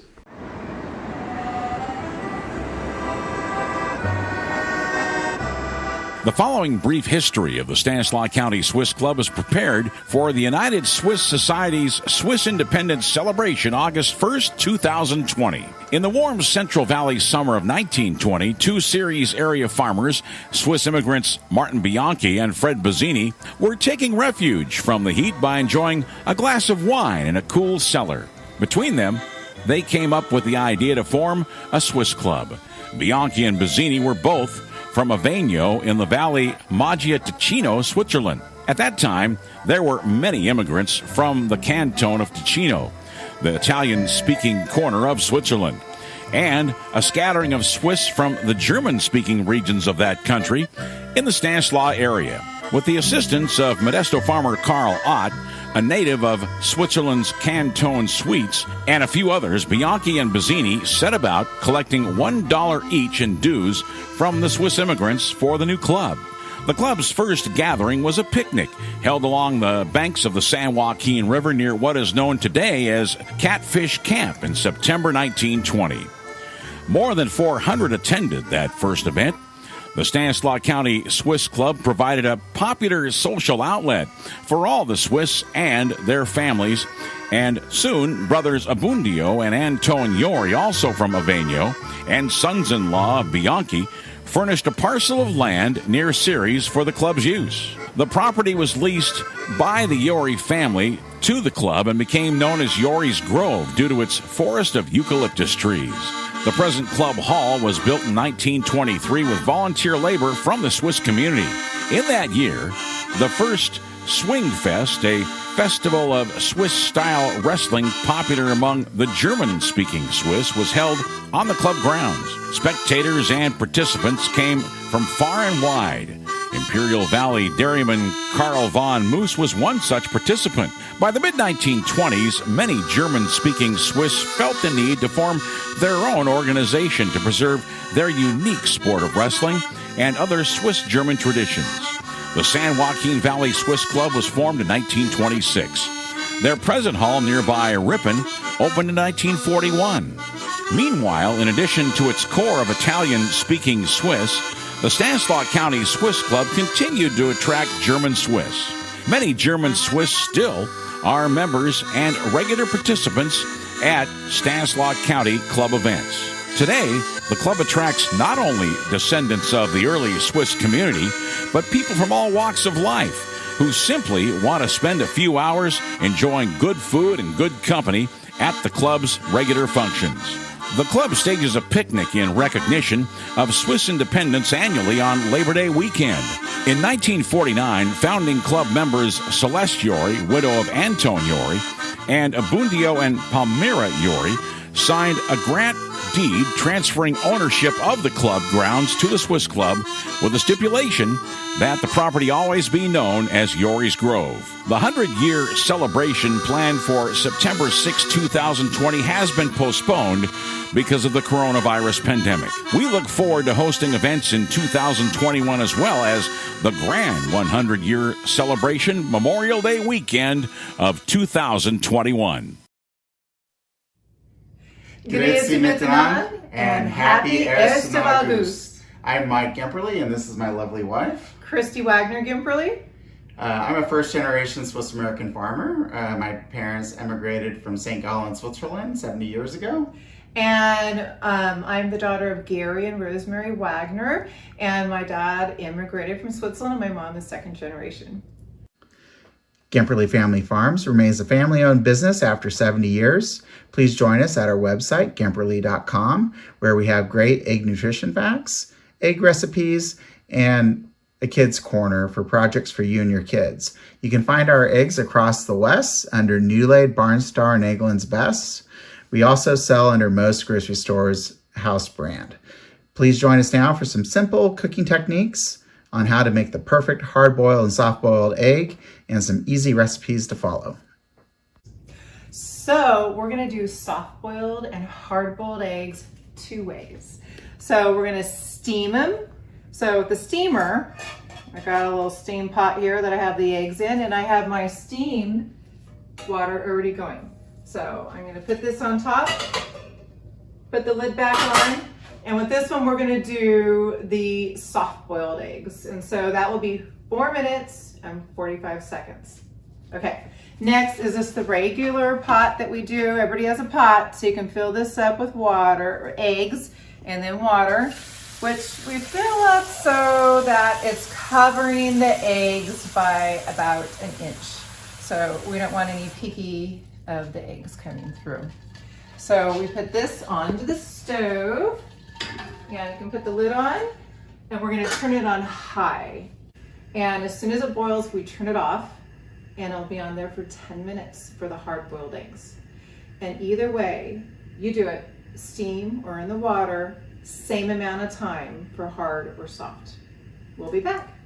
4 minutes and 45 seconds have passed, and so our soft-boiled eggs are finished. So I'm gonna turn that off. Now that the eggs are out, I'm gonna check the water over here. Okay, we got boiling water. Turn it off. Set your timer for 10 minutes. You got the timer, honey? I got the timer. 10 minutes, okay. Okay. 10 minutes went off, so our eggs are ready to come out. So Mike's filling up the water over here. So after the eggs are finished, 10 minutes for this, I'm gonna put them into a water bath. So we have some water here, and then I just drop them in there. So it could be an ice bath or just plain tepid water.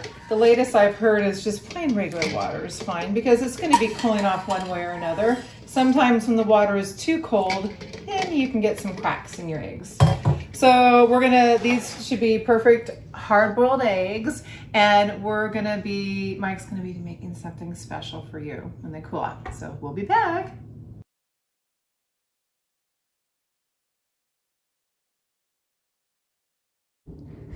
So now we have our perfect soft-boiled egg that my wife cooked up, and we have our Swiss flag English muffin toast that we can use to dip into the egg. So here we have our egg decapitator, a couple of whacks like that, and it breaks the shell. And with a knife, you simply cut it across and slice that off. And now you have the perfect soft-boiled egg. And with our toast, we can use that to dip in and get into that yummy yolk and enjoy a healthy egg that is the perfect start to your Ersten August morning. So here we have our hard-boiled egg and our slicer, and we're gonna make some Swiss Ersten August deviled eggs. And then first of all, let's show that perfect hard-cooked egg. We have our curried deviled eggs here. And I kicked it up a little notch with a little bit of paprika and our little egg Swiss flag. It's the perfect appetizer for your Ersten August, and we wish you a happy Ersten August. Okay, so jetzt wir in Diane, California mit Mini wartet Gerald Wagner ist aus Stanz und Karl Art. Ist hier geboren, aber ist aus Kusnach. Und jetzt wir machen Langdecker oder Wurst. Und ich frage dir, wie lange haben Sie diese Wurst gemacht? Wir haben die Würste seit 40 Jahren sind wir zusammengekommen. Wir haben aber Würste gemacht. Langdecker, Und dann haben wir ein bisschen angefangen und zuerst ist es nicht so gut rausgekommen, aber jetzt haben wir bessere Maschinen und es kommt viel besser raus. Ja, Ja. Wir haben allerlei Erfolg mit dem Wurstmacherei. Aber jetzt geht es ganz gut. Und wir machen Salami und Landtiger.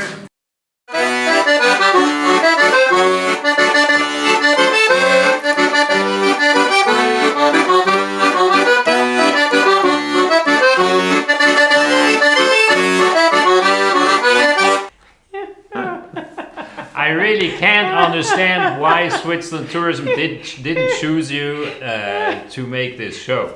Oh my goodness. But now, you know, that I've heard how well you speak Swiss German. Actually, wir könnten das auch Schweizerdeutsch weitermachen. Ja, wir können das auch machen. Ja, oder? Das geht doch einfach perfekt. Also, die Schweizerdeutsch ist wirklich ausgezeichnet. Ah, danke, das gefällt mir sehr. Ja, ich probiere. Ich kann das auch machen, aber es ist nicht so gut, aber ich kann das machen.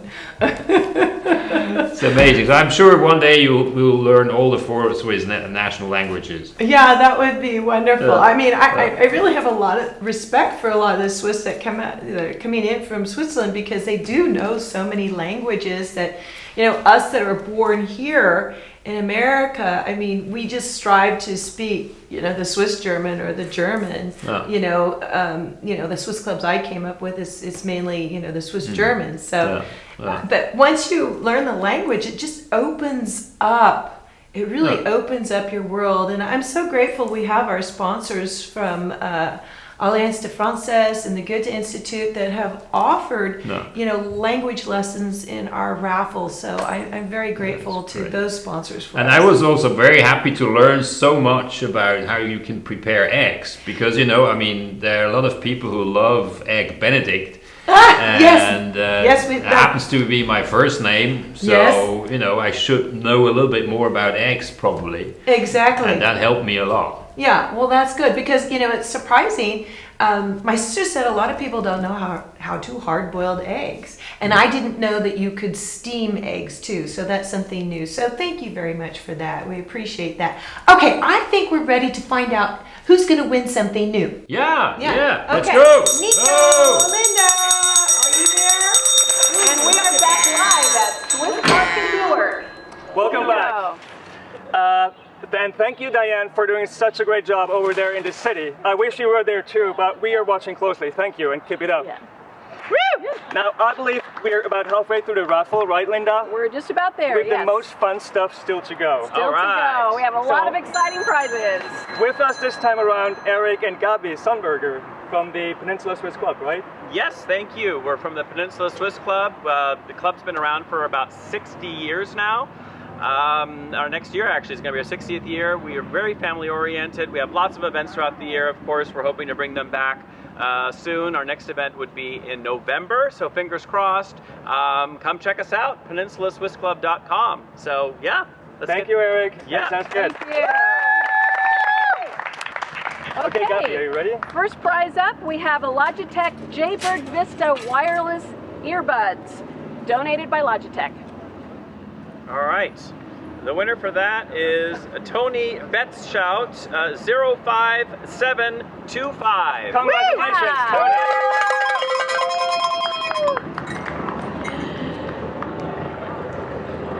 Okay. And next up, we have a $150 gift certificate for a fondue dinner donated by the Matterhorn Restaurant in San Francisco. Woo! Yeah. And the winner is M. Reichmuth, number 06330. Congratulations. All right. Next up, we have French for Business online workshop donated by Alliance Française. And we also have a Victorinox Swiss Army knife donated by the Swiss Business Hub. Thank you. Thank you. All right. The winner there is Ernie, I can maybe read this, Brogli, 06181. Congratulations. Okay, next we have 2 bottles of 2016 Petite Syrah donated by Vina Robles Vineyards and Winery. Thank you for that prize. All right. All right. And, I don't have my glasses on. Noma G Renada 02223. Congratulations. Congratulations.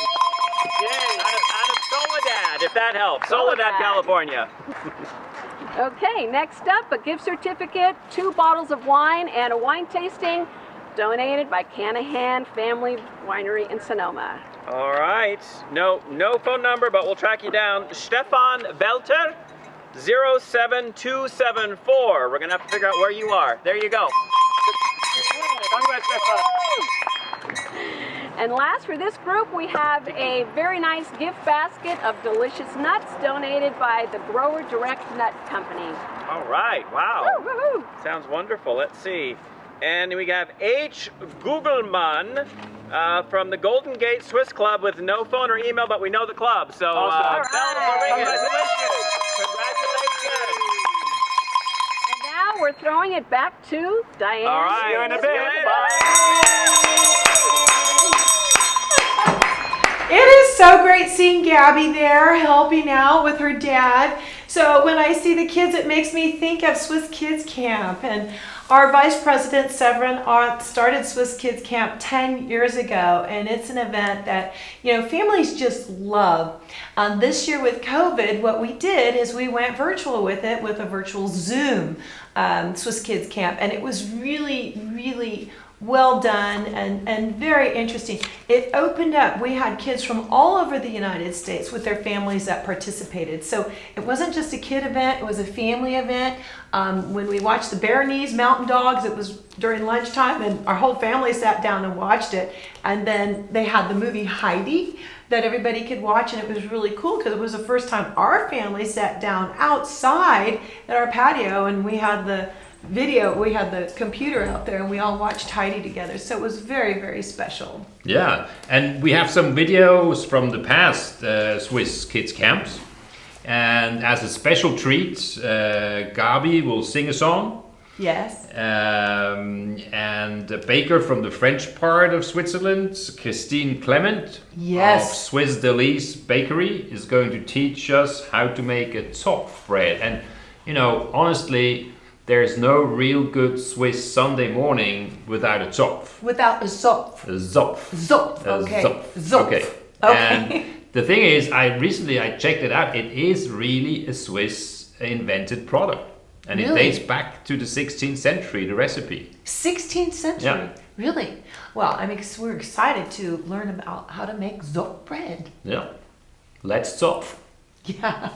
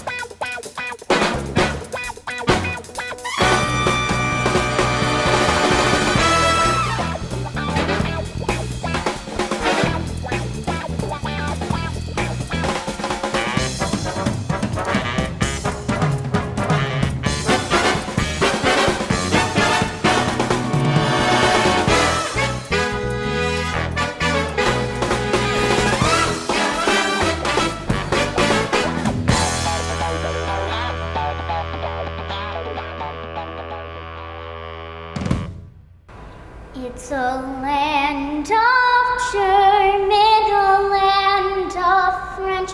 It's a land of Italian and Romansh, with the mountains so high that they reach to the sky. It's a small land, Switzerland. It's a small land, Switzerland. It's a small land, Switzerland. It's a small land, Switzerland. It's a small land, Switzerland.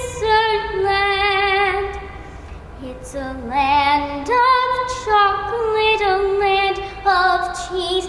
It's a land of lakes and a land of trees, with the mountains so high that they reach to the sky. It's a small land, Switzerland. It's a small land, Switzerland. It's a small land, Switzerland. It's a small land, Switzerland. It's a small land, Switzerland.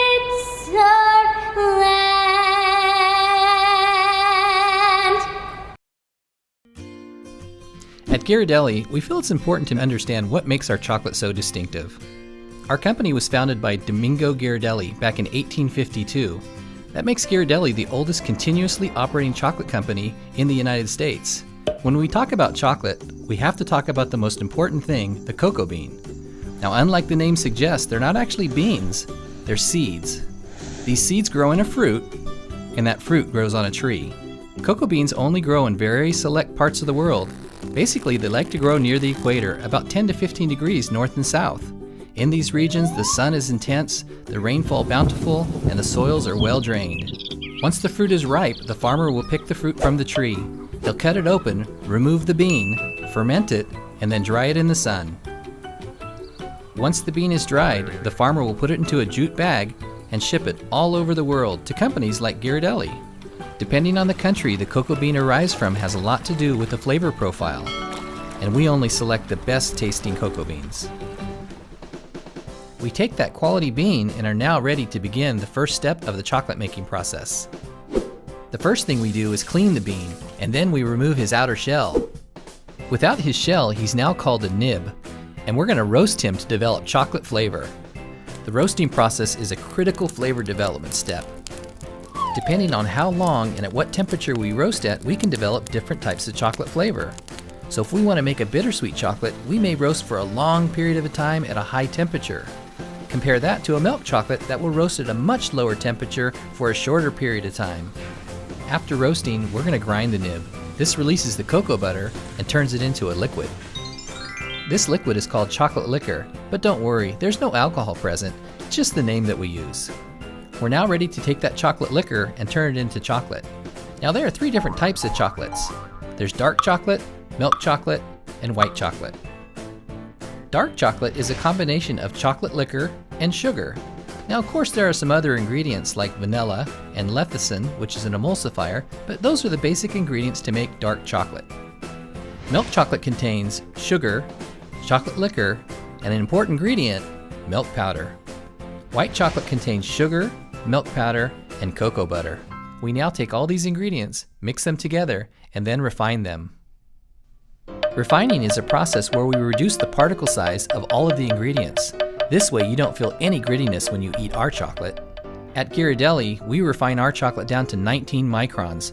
Now your hair is about 100 microns, so you can see that's really fine and it makes a super smooth chocolate. We've now arrived to the last step of the chocolate making process, conching. Conching drives off flavors that can be bitter or astringent, which helps balance the chocolate flavors. Now, depending on the type of chocolate we're making, this process can take hours. Now that we have our finished chocolate, we're ready to make our signature Ghirardelli products, like a filled square or a chocolate chip. These products are then wrapped and packaged at high speeds. Hopefully, by now you understand the unique process of how we go from cocoa bean to chocolate square.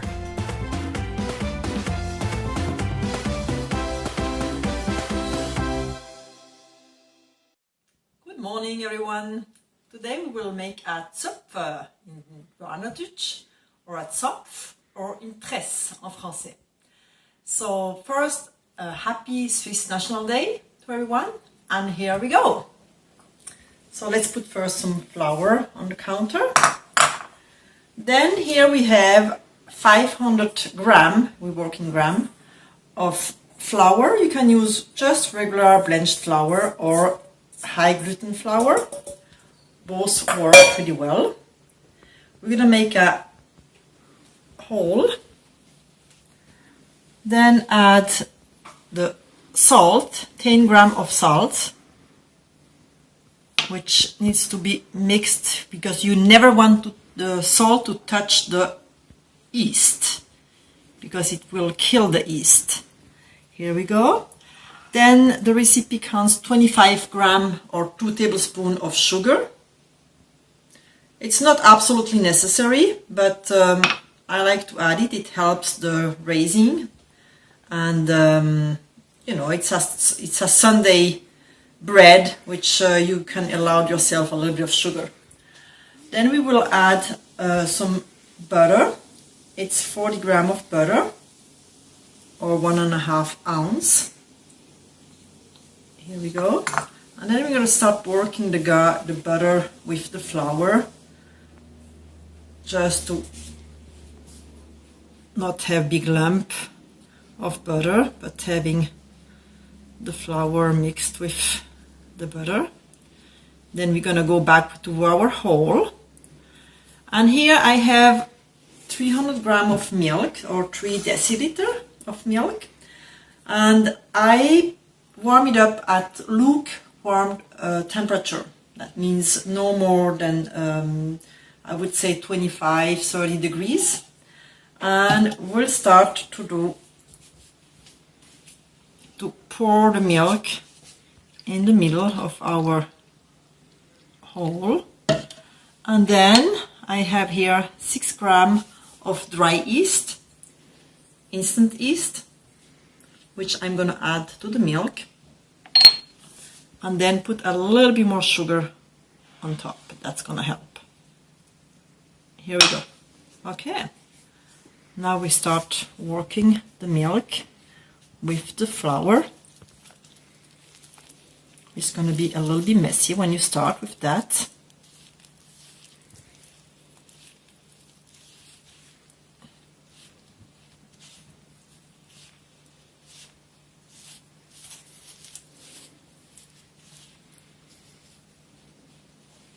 I'm going to add some more.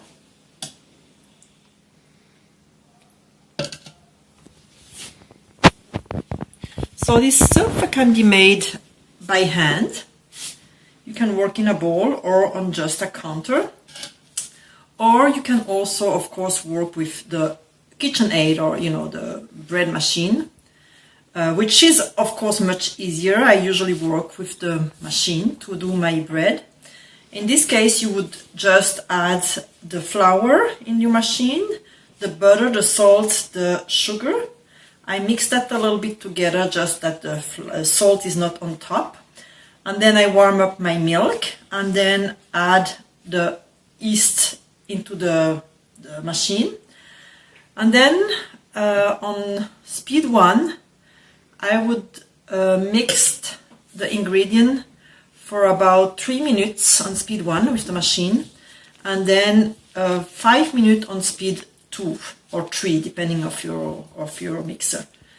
And then you will see it's going to be the same process as this. You have to rise the bread for about 1.5 hours, and then make your braided bread, and we'll see that step after. Here we start having everything together. It's still sticky, but you will see it's going to be a nice ball of bread, and you can work it pretty well. Here I have a spatula, which is going to help me take off all the bread off my finger. Here we go. Now I'm going to go get all this rest of little pieces of bread here.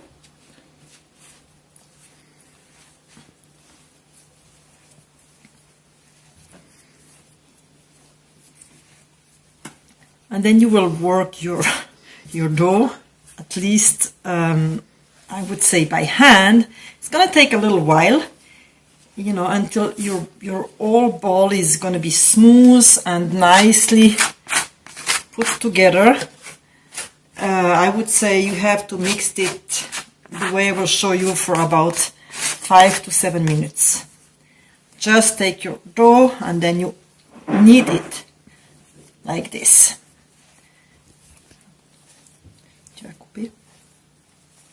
After 5 to 7 minutes kneading, that's how you want your dough to be.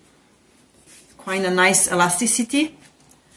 And what you can do to make it a little bit softer is the old way, which our grandmother did, is slapping your dough on the counter like this. So you can put all your bad foot on it. And you can touch the dough after, it becomes really smoother, you know, when you do that. So here we go. This dough gonna go now in a bowl, which I'm gonna put a little bit of flour on the bottom. Avoid the sticking. And this, with a towel to cover, put it in an oven if you have a proofing button, or put it in a quite warm temperature, and it's going to proof for 1.5 to 2 hours. See you in a little while. The dough almost double the volume. Now I'm going to take out the dough and break the bubble down. There are a lot of bubbles in the dough. You need to break down before starting to roll the dough. So here we go. We're gonna scale the dough unless you have a good eye.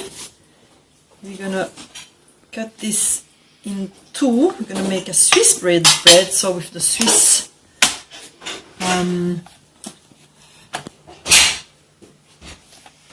gonna add a little bit more here to that one, or the opposite.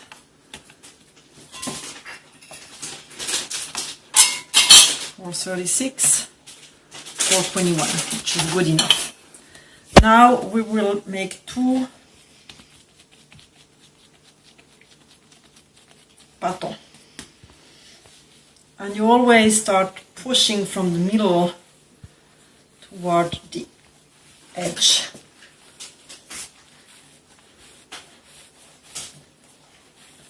As you can see, there's a little bit of air still in there.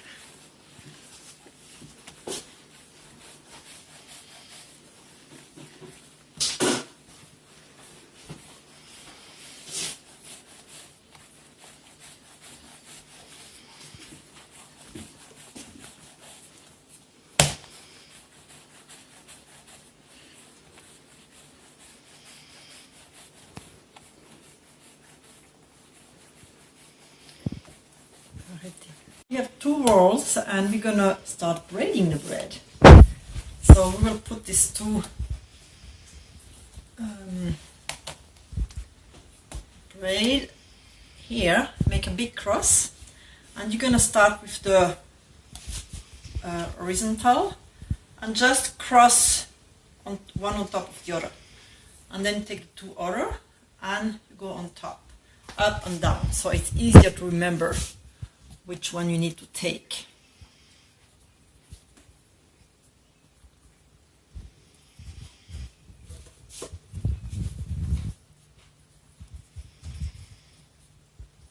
And then at the end, you just put everything's under like this.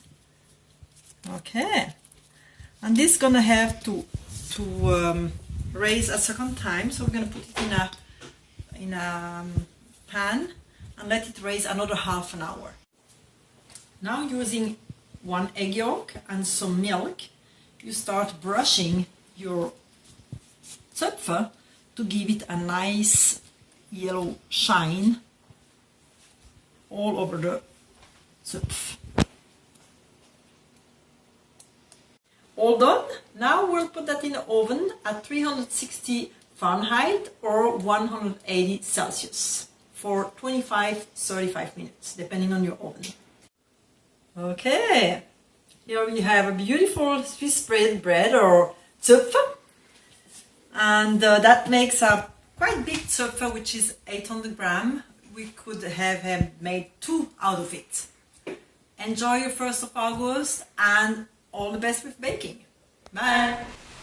Wow! Oh, I have a whole new appreciation for making Zopf.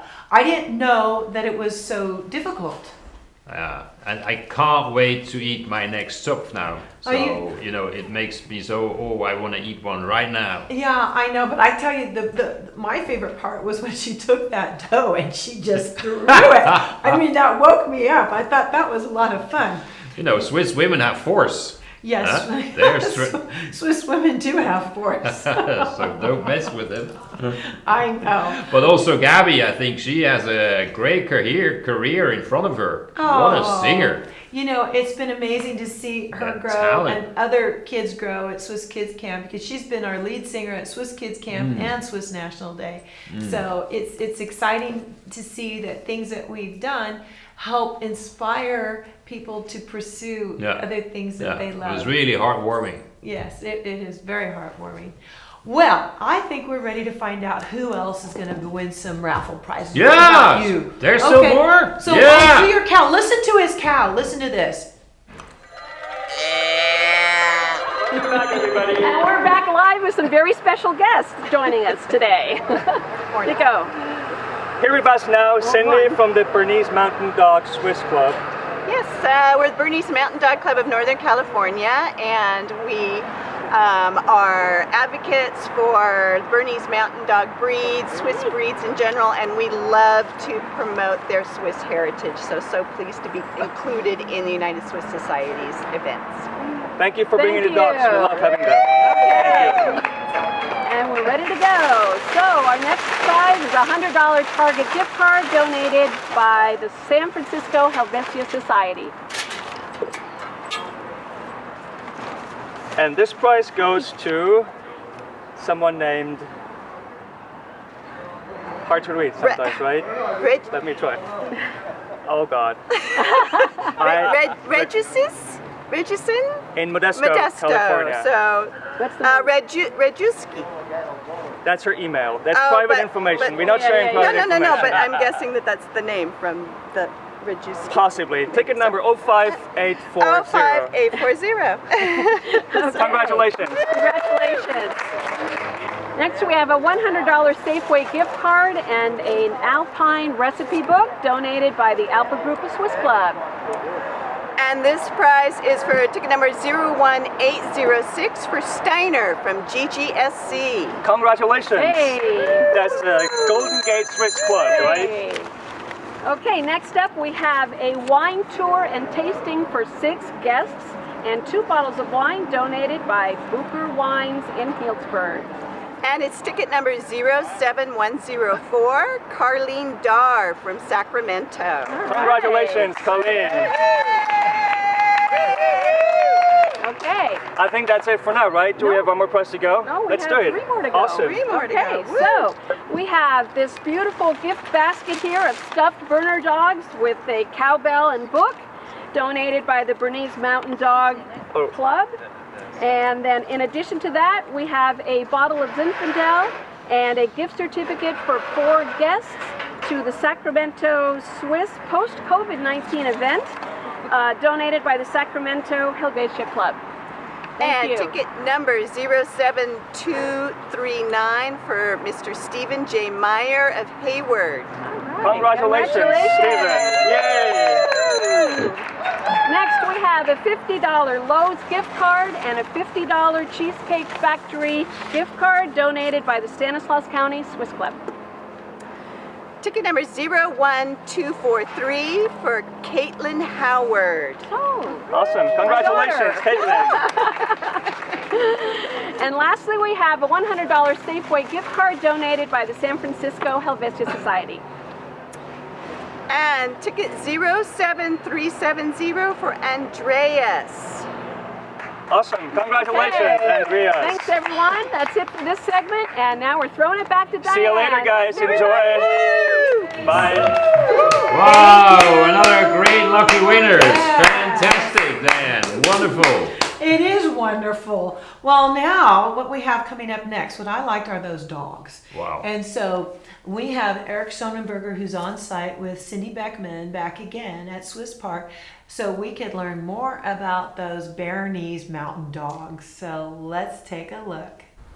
Hey everybody, this is Eric Sonnenberger. I'm here with Cindy and Jim. They're from the Bernese Mountain Dog Club of Northern California, and we're here today to chat a little bit about Swiss mountain dog breeds. So, Cindy, welcome, and Jim, thank you guys for taking the time to come out. Thank you. So, tell us a little bit about the origin of the Bernese Mountain Dog and some of the other Swiss breeds. So, the Swiss breeds are actually some of the oldest breeds in Europe. The Bernese Mountain Dog specifically, and the Greater Swiss Mountain Dog, which are about the size of these guys but have short coats, were began from the Roman Empire when they were coming through with their big Mastiff dogs bred with the existing farmers' dogs to create these dogs, which were hardier, sturdier than what had been previously in Switzerland, and were perfect for the colder temperatures, the snow, the Rocky Mountains, and just worked out great for the herdsmen and the farmers that had a lot of dairy cattle. That's wonderful. Are they always this playful? They are. They're a very clownish breed, so they learn very fast what you laugh at. Wonderful. And they're happy to keep doing that. That's great. So now, what's the breed kind of bred for? I know they're a farm dog. Do they do anything specific out there on the farm? They were primarily, there were two different uses for them, because in Switzerland there are two different versions of the dairy farms. There is the valley farm, where is the wintering and where they do the milk production, and there is the high mountain herds where they take them up in the summertime where it's cooler and they eat the grasses that are up there. So some of them went up with the herds and followed them around, kept track of the cows when they were up there, and some of them stayed on the farm and helped manage farm life. Oh, wonderful. So now, are there any specific activities? I've heard of carting, I've heard of tracking. Is that something else? Tracking is where they find things by smell, and most people would know that for the St. Bernards in Switzerland were known for rescue work. Bernese have been used for that as well, for search and rescue. They do herding, obviously, it's part of their heritage. We do the basic AKC dog events with confirmation, which confirms that they meet the standards that are set up for each of the breeds, and obedience work, which is important for all of the other that they do. There's also nose work, which is like what they do for TSA work, so dogs do that. And TSA? therapy. What's TSA? The airport security. And so that sort of scenting out things. And they're very good therapy dogs. A lot of them do therapy work. Wonderful. So. Oh, okay. Oh, and here's this one barking. You agree. And so we're hoping that you could maybe give us a little bit of karting history and maybe a demonstration. Just a brief overview. So we brought Miles' cart. Miles has his karting title. We have specific events where they earn different levels of karting, either singular or two of them together, embrace. So Miles has his cart today, and he'll do a demonstration of that. Wonderful. How did karting come about? What was the purpose on the farm of karting? Is there like pulling milk crates around? Was there a special use for that, or was it just something they did for fun? Yeah, draft work is typically horses, but on the farm, the farmers worked with their dogs as well, and they would pull their cart. They'd pull the milk to the market. They'd bring the cheese back from the cheese maker to the farm. They would carry stuff around. They do a lot of it during therapy work now too, is one of the things that you'll see them going to Children's Hospital, giving kids rides, or as we've done here at Swiss Park in the past. I've seen that. And they're just, it's part of their work. They'll haul things around on the farm, so it's just a way of moving stuff from one spot to the other. And that's what the draft tests are about, sort of testing their inherent working ability. It's something that they were bred to do. It's their heritage, so we like to see that. And the draft test is really essentially what it'd be like working on a farm, pulling the cart around a course, picking up a load, meeting people along the way, different distractions, and then being part of a working team. So that's great. So I would love a demonstration. Can you guys show us a little of how that all comes together? We can. Wonderful. Let's load up. Come on, load up. Good boy, right there. Step over. Good boy. So I've already got his harness on here, and we're hooking them up to the cart. And hey, Miles, good boy. And we're going to be doing a little, just pulling this around a little bit. Carts and wagons and hey, pay attention, we're working. Good boy. Our all have similar parts. There's shafts, there's traces that connect the dog to the cart. Down. And all that's just pulling the cart along, and the shafts are helping to steer, and the dog's my teammate, so I'm the cheerleader. Great. Can you do us a little tour? Sure. Miles, you ready? No, you don't get to roll around like Toby. Stand. Good boy. Ready? Let's go. Pull it out. Let's go. Come on. Good job. Debbie.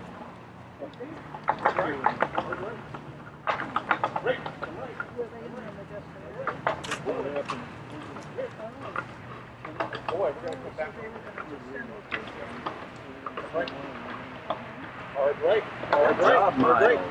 Over here. And Miles, watch me. Step, slow, and halt. Wait, stand. Wait. Stand. Back it up. Good boy. Step over here and down. Good job. Impressive, Miles. Very good. Well, thank you guys so much for that demonstration. We appreciate it very much. Thank you. Good job, Miles. Yay! So how can we learn more about the wonderful Swiss breeds? The Bernese Mountain Dog Club of America has a website. It's bmdca.org. And also here in the Bay Area, the Northern California Bernese Mountain Dog Club has a website, norcalbernese.org. Wonderful. Well, thank you guys so much for taking the time. Back to you guys, Diane. Thank you so much. Oh, don't you just love those dogs? Oh, I love those dogs. They're great because, in a way, also they're very representative of Switzerland. They have good character. They're helpful. They don't bark, but they're sturdy, and you can count on them. Well, yeah, that sounds like the Swiss people, huh? But, we have also other dogs. Of course, the St. Bernards, the Entlebuchers, the Appenzellers.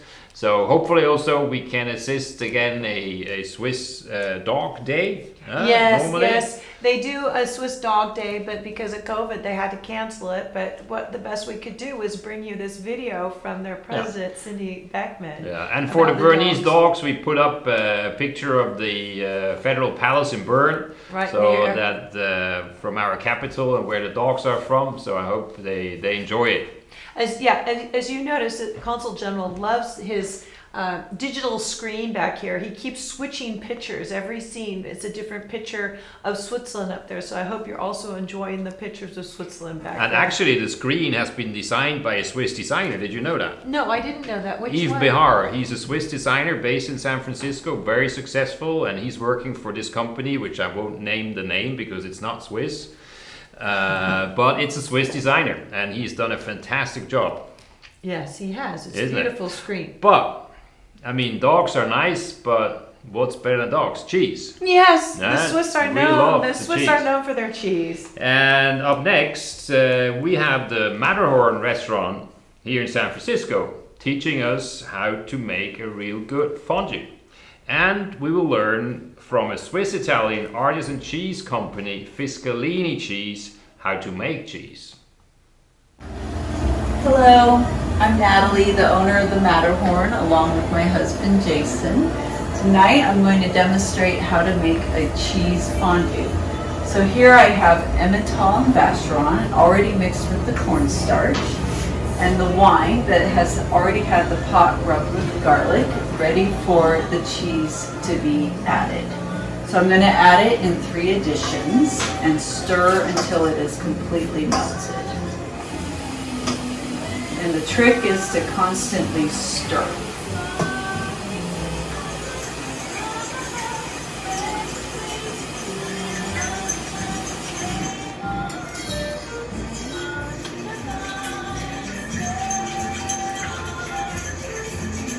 So once this is all melted down, we'll add it in equal additions and then just keep stirring until everything is evenly melted.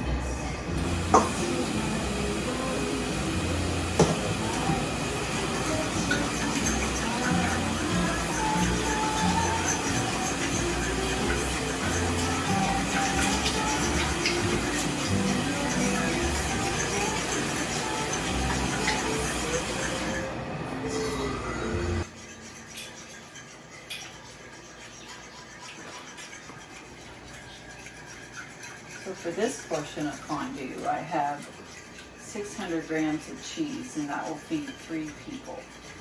For 600 grams of cheese, I use 300 grams of wine, and then I'll throw in 1.5 ounces of kirsch at the end.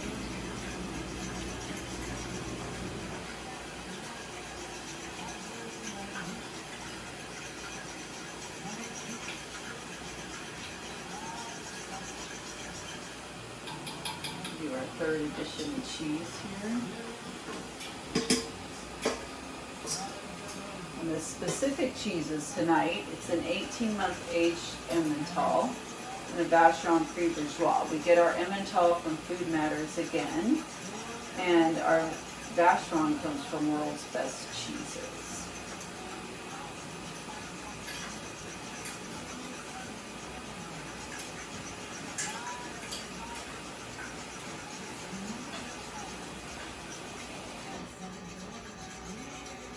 As you see, everything's coming together nicely.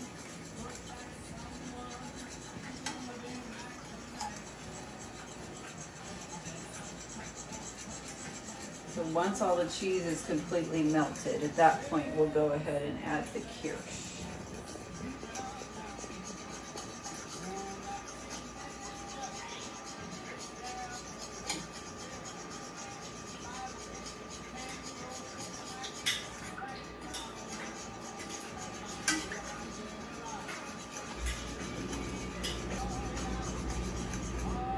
At the restaurant, we serve our fondue with a homemade sourdough bread and organic boiled potatoes along with house pickled vegetables. Tonight at home here, we'll be eating our fondue with a nice country bread from Midwife and Baker, which is also a local baker here in the Bay Area.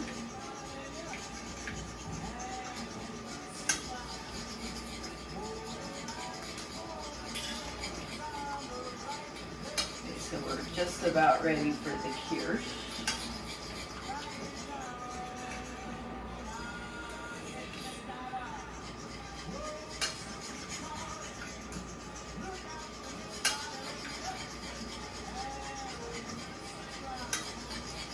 So with this particular Emmental, it's an 18-month aged Emmental, and it's many more months on it than your typical one, so we have to do a little extra stirring to make sure everything comes together, but once it does, it creates a very nicely textured fondue.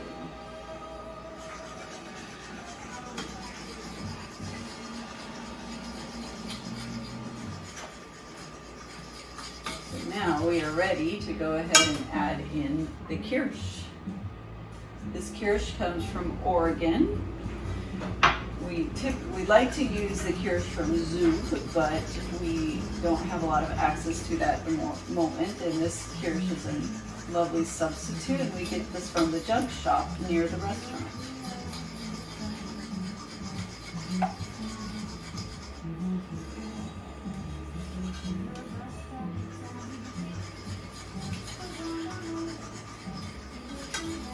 Okay, and we are just about finished here.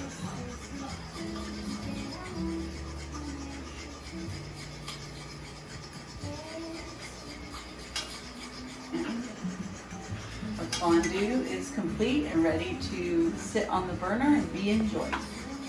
Thank you so much. Enjoy your fondue, Nathan. Bon appétit. Gute miteinander.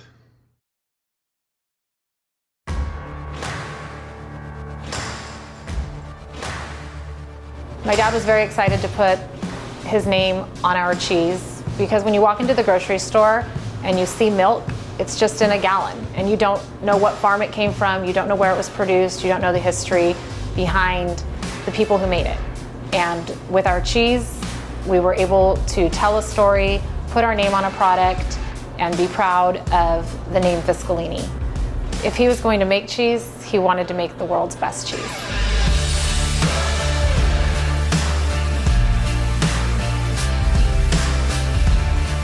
So my great-grandfather started this business back in 1914 with 12 Holstein cows, so a very small dairy farm. You know, it was about the basics, just taking care of the cows and and creating a really good product. It is an art. It's a special technique that not everyone is able to do well. I do consider myself an artist. It takes a lot of time and energy and a lot of hands-on approach to create something with your hands to create a premium cheese. Everyone here works very hard. Their job's labor intensive. They're leaning into the vat, working with their hands. It's hard work. So I think the fact that we are a farmstead operation, which means that the cows are here, the milk's produced here, and the cheese is made here, makes us extremely unique. We get to see this process literally from day one. And day one for us is the day that calf is born. As a veterinarian, I can personally speak that the health and care of these animals is second to none. You can't make a good quality cheese without the finest quality milk. Soy lechero y me encanta ver cada día las becerritas nuevas. Me encanta trabajar en las vacas porque siempre, toda mi vida, hemos tenido vacas.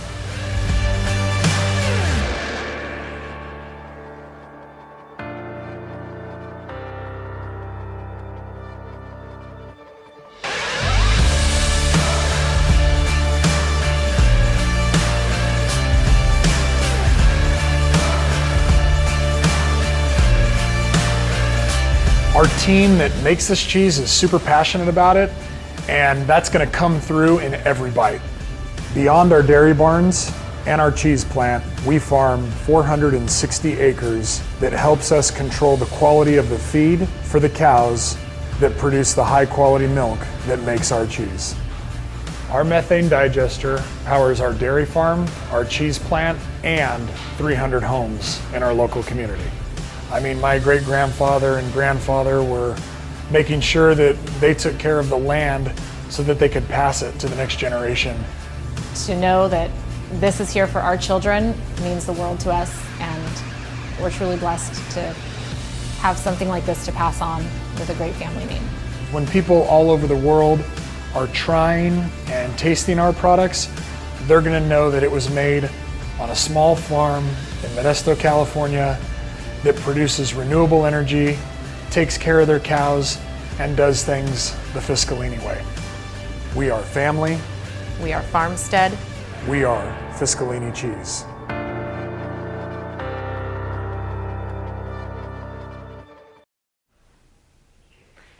Yeah, well that fondue looks really good, and that cheese from Fiscalini cheese just gorgeous. Great, and we specially set up the Matterhorn behind us, as you can see, for the Matterhorn restaurant. And you know, I just realized I have a different technique of steering the fondue. I always do like a eight. Figure eight? A figure eight. Really? So maybe I have to try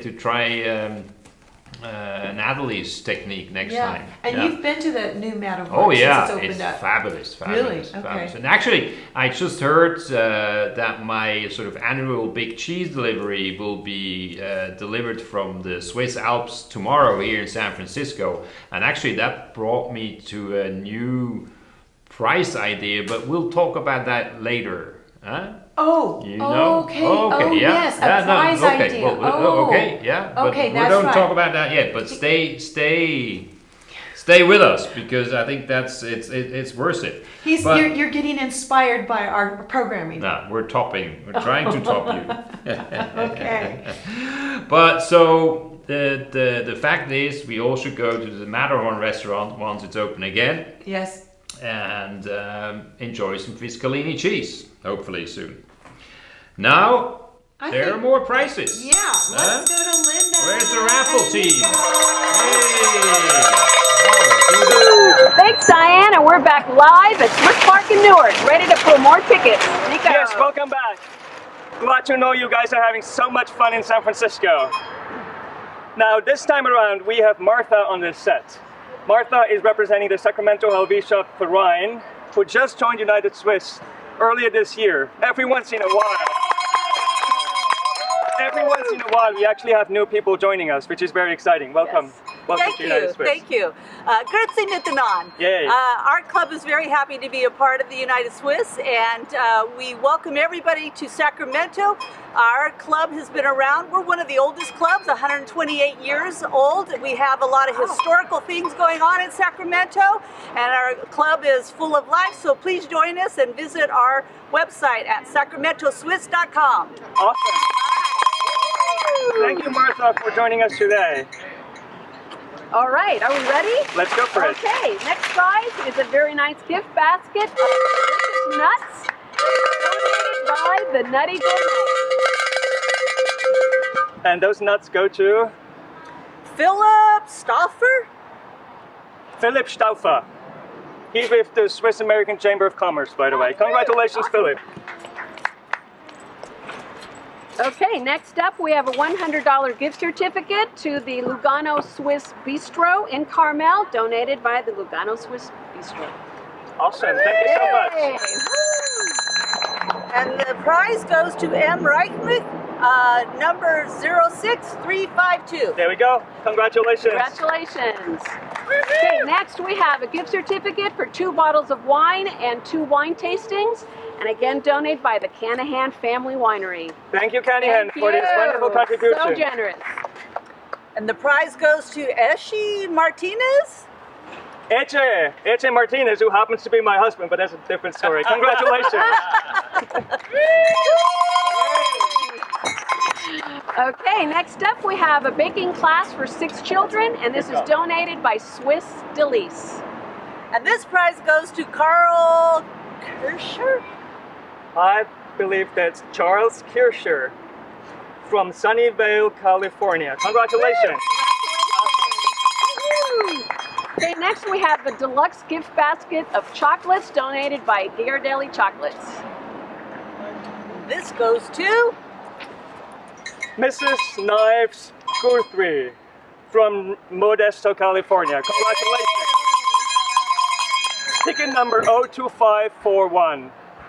Okay, and next we have an 8-week German online group course donated by the Goethe Institute in San Francisco. And this prize goes to Matthews, Aden, California. Second time around, right? This guy or girl, pal, another double already winner. won a prize, right? Yes. We have another double taker. Double. And now we're throwing it back to you, Diane. Woohoo! Yeah, great, still going Thanks, strong. Martha. She likes to ring the bells like I do. Thanks, Martha, from driving all the way from Sacramento. We're so happy you guys are part of us too. Now, Sacramento, there's a very famous Swiss man that is very historical for California and Switzerland. Yeah, actually, you know, John Sutter, he came from the Basel area, which you see now on the screen. And of course, he's a very important historic figure in the making of California, but of course also very controversial when we look at it with a contemporary look at it. But nevertheless, you know, it shows how important also the Swiss contribution was in the making of California. And when we talk about businesses also still today, I was mentioning already before companies like Logitech, which are belonging to some of the pioneer companies in the Silicon Valley. We have companies like Roche, Genentech that are playing a huge role here in the San Francisco Bay Area. And we're working very much also with the Swiss American Chamber of Commerce and trying to help the Swiss companies here with exports, but also trying to promote Switzerland as a place for American companies to invest, like the greater Zurich area. And it has become a very popular place for American companies to invest, like Google has opened one of its biggest headquarters outside the US in Zurich. And of course, we hope that after the economic problems are going to be over, that this is going to grow and become stronger again. And for us, the Chamber really is a very important partner. And we look forward also to work more closely together with them in the future. Yeah, for us, the Chamber is very important too. In fact, the Chamber joined us a couple years ago, and we did We have a clip of them coming up, and then an event that we partnered with them on, Swiss Night with the San Jose Shark, which was extremely successful. And then we're going to hear some words from some sponsors of ours that are also members of the chamber. So let's take a look.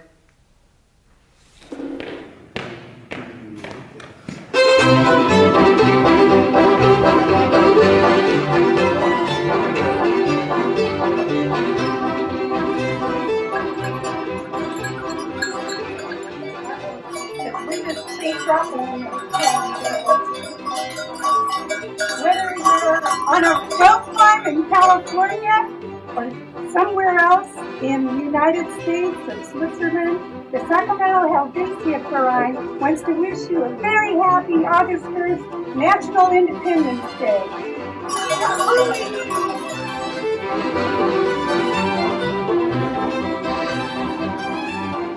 Hello everyone, my name is Anita Castle, and I'm here to send warm greetings from sunny Sacramento, also known as the City of Trees or the River City.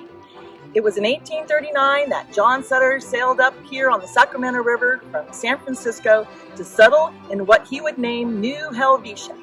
In 1956, my parents, Alois and Tildy Pater, immigrated from Switzerland and came to live here in Sacramento.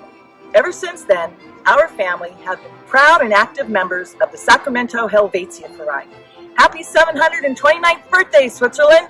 Hope Schweiz! Grüezi miteinander. Ich bin Gabi Wechsler von der Sacramento Helvetia Verein.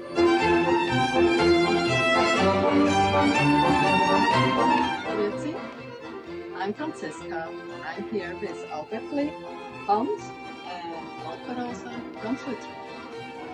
We would like to wish you all a very happy 1st of August.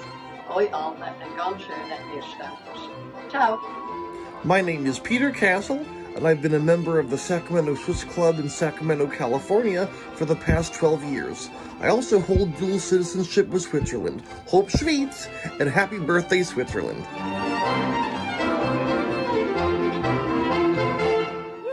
You know, I'm 3rd generation Swiss member, and my grandma and grandpa, that was Katie and Alois Siebert, came here in 1923. Their children joined, and now I joined.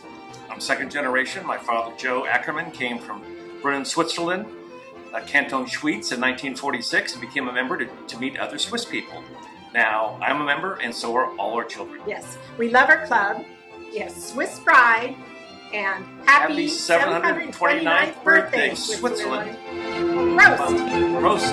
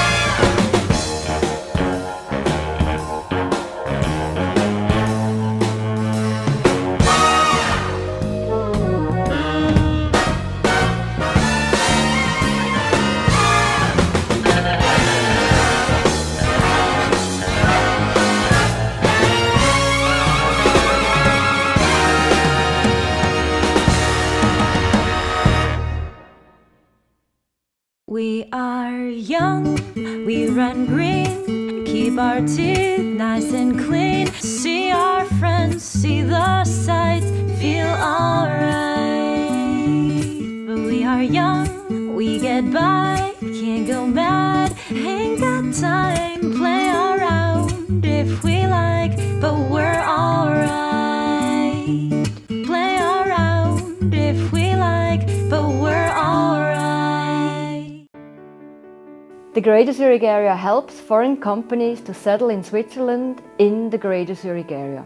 The Greater Zurich area is formed as a public-private partnership, and this is really important for the companies because we can talk business, because we understand business. The Greater Zurich area is the economic powerhouse of Switzerland. Every second franc is earned in this region. Switzerland is in the center of Europe and very easily accessible. The Greater Zurich area covers a part north and east of Switzerland, and in the last 5 years we have brought more than 460 companies to this area, together with our partners from the cantons and the cities. The GZA has been very instrumental in getting us here because they're just soup to nuts. The breadth of people that they know, the breadth of organizations that they know. There's so many large companies here. The city and the canton have been very helpful about making introductions to other large companies so that we can use that for marketing leads. From the moment we have decided to set up the business here in Zurich, we got a lot of support, and it was super easy. Paperwork and every business-related projects were really very smooth, so that helped us. First of all, it was a plug-and-play feeling where you can just come in and start your business and focus on what is really important. The benefits are the great infrastructure, the closeness from business to innovation to science. So the infrastructure really works here. We have a great airport, only 10 minutes by train from the city center, which connects the Greater Zurich area to the world. Railways are punctual, we have a big and very sophisticated public transport system, not only with the trains but also with the trams. And basically the whole area is connected. 88% from the companies we brought to the area are still here. This shows the companies are sustainable, but also the region is sustainable and welcomes the companies here.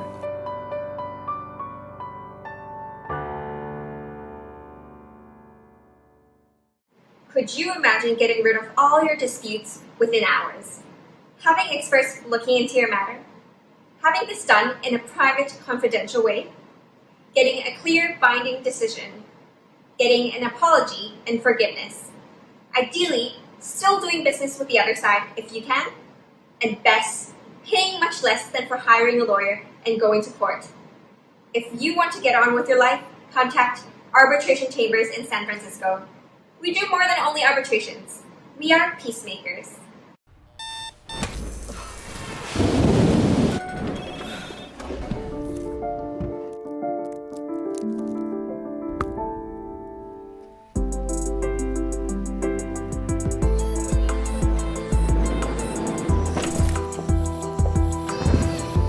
Rich, indulgent chocolate with a luscious caramel filling. With love from San Francisco. Ghirardelli Caramel Squares. Makes life a bite better. Well, I'd like to thank the Swiss American Chamber for all their help and partnership and being part of the United Swiss Society of Northern California. It's been truly wonderful to have them on board deck. Because I explained to them, you know, we're social clubs, but business is social, right, Benedikt? Business is social. It's relationships that you build, and through that we partnered with the Swiss Knight of San Jose Sharks with Mark Walty. It was his idea first, and he brought it to us, and we thought, let's go for it. And then Nico Zopf. So the three of us worked hard on that, and we had over 400 Swiss in those red and white beanie hats at the San Jose Sharks game, and it was really a sight to be seen. It made you feel really proud to be Swiss. It was really, really cool, and that came out of you know, that partnership with the Swiss American Chamber of Commerce. So it's really, really cool. Very Wonderful, cool. Yes. But we're approaching the grand prize. Yes, we are approaching right? the grand prize. But there's some more. Yes, some other big great ones. prizes Some- before. Yes, some big ones. Some of the big ones. The hotels are coming in. So Whoa. okay, so Whoa. we need to go to Nico Whoa. and Linda. Okay, Are they Nico still and there? Linda. So these are bigger prizes. And we are back live on the set at Swiss Park in Newark. Welcome back, everybody. So I believe we have 6 more prizes to go, 5 of which we're going to pull right now with Marilyn from the Elper Gruppe. And as a reminder, those guys were the ones who raised the most money for today's event. Thank you so much. There we go. Hi, my name is Marilyn Ramsel Manchester. I am the Vice President of the Alpha Group of Swiss Club. Welcome to our beautiful park here today. We'd like everybody to know that even though things have been shut down for COVID-19, we have a beautiful beer garden open Tuesday through Sunday from noon till 10 p.m. We've got beautiful grounds. We've got the table set up so everyone is safe, and we'd love to have you come. Awesome. All right. Thank you so much for having us here. We love it. Okay, now on to the prizes. We have 2 online singing classes donated by Michelle Chang. And do I? Yeah, please go. Let's mix it one more time, just to keep up the excitement. There we go.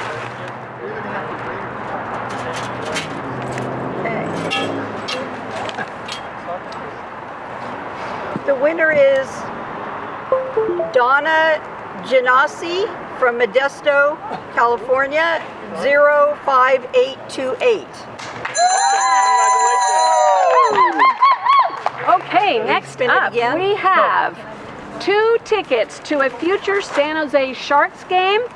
In addition to that, we have a puck that's autographed by Sharks forward Swiss native Timo Meyer, and 5 Sharks Swiss beanies by the San Jose Sharks. Woohoo!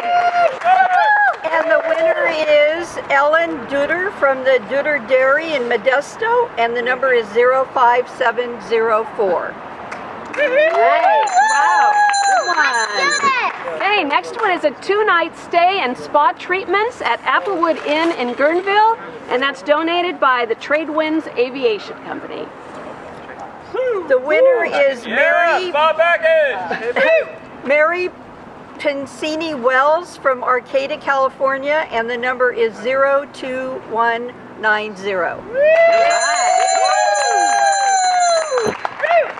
Okay, next we have a 2-night stay and breakfast buffet at Nidwalderhof Hotel in Switzerland. Wonderful prize. And the winner is Laura Vosti from Gonzales, California. The number is 02080. Awesome. And the last one of this segment, we have a 1-night stay and complimentary parking at the W Hotel in San Francisco, donated by the W Hotel.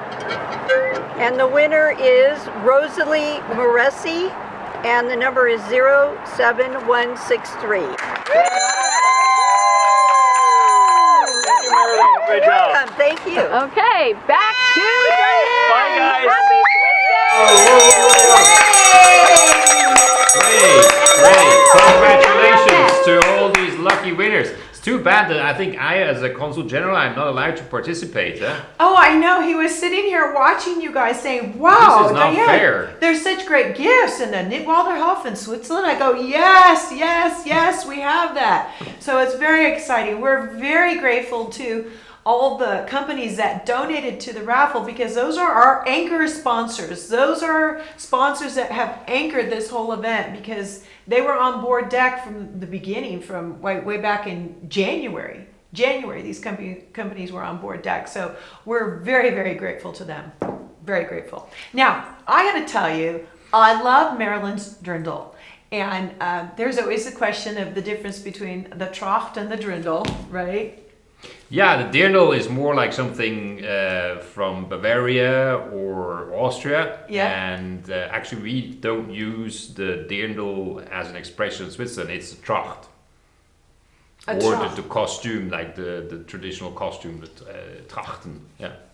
Yeah. So with that, we have we decided to do a Tracht fashion show, and we've done this at our 1st of August too. And I think it's a very interesting thing. And who do we have? Well, we have Michelle Chang at the Swiss Park for a special fashion show. Right.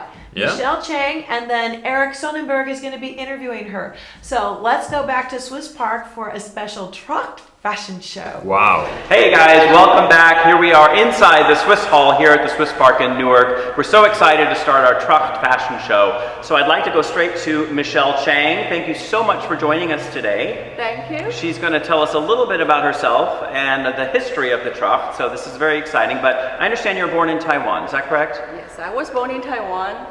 Nice, and you were brought up musically and you played the piano, but you took off on a singing direction, if I'm not mistaken. Exactly. So after high school, I went to Germany and I studied music. And later on in Switzerland, I met my husband and became a Swiss citizen. And that time, I was engaged with the Opera House Zurich, and I started taking yodeling lessons, and that's how I got into all this traditional dress, tracht, and yodeling. That's amazing. This is a beautiful dress. Tell us a little bit about the history here. Thank you. Yeah, I found someone who was specialized a tailor to make traditional dress, and she taught me so much about, just simple things like how to place your knot and how to store your blouse to keep the puffy sleeves puffy. So that was a whole history, not only just to wear a tracht. So I can't just throw it in the closet and forget about it? Well, you could, and you make another one next time. Now, you mentioned the bow. What's the significance there? Oh yeah, this is very important. So the placement of the knot on your apron indicates the marital status of a woman. If it's on the right, guess what? You are married. On the left, you are single. Got it. Gentlemen, pay attention, okay? The next dance you go to, now you know what to do. So let's get started with the Tracht show. Are you ready? Here we go. So our first folks here, Katharina Bieler and Regina Bieler, tell us a little bit about yourselves and the canton and stories behind these dresses. Yes, hello. My name is Katharina. This is my sister Regina. Our mom is from St. Galla, so we are wearing traditional trachts from St. Galla. However, if you look closely, they are a little different.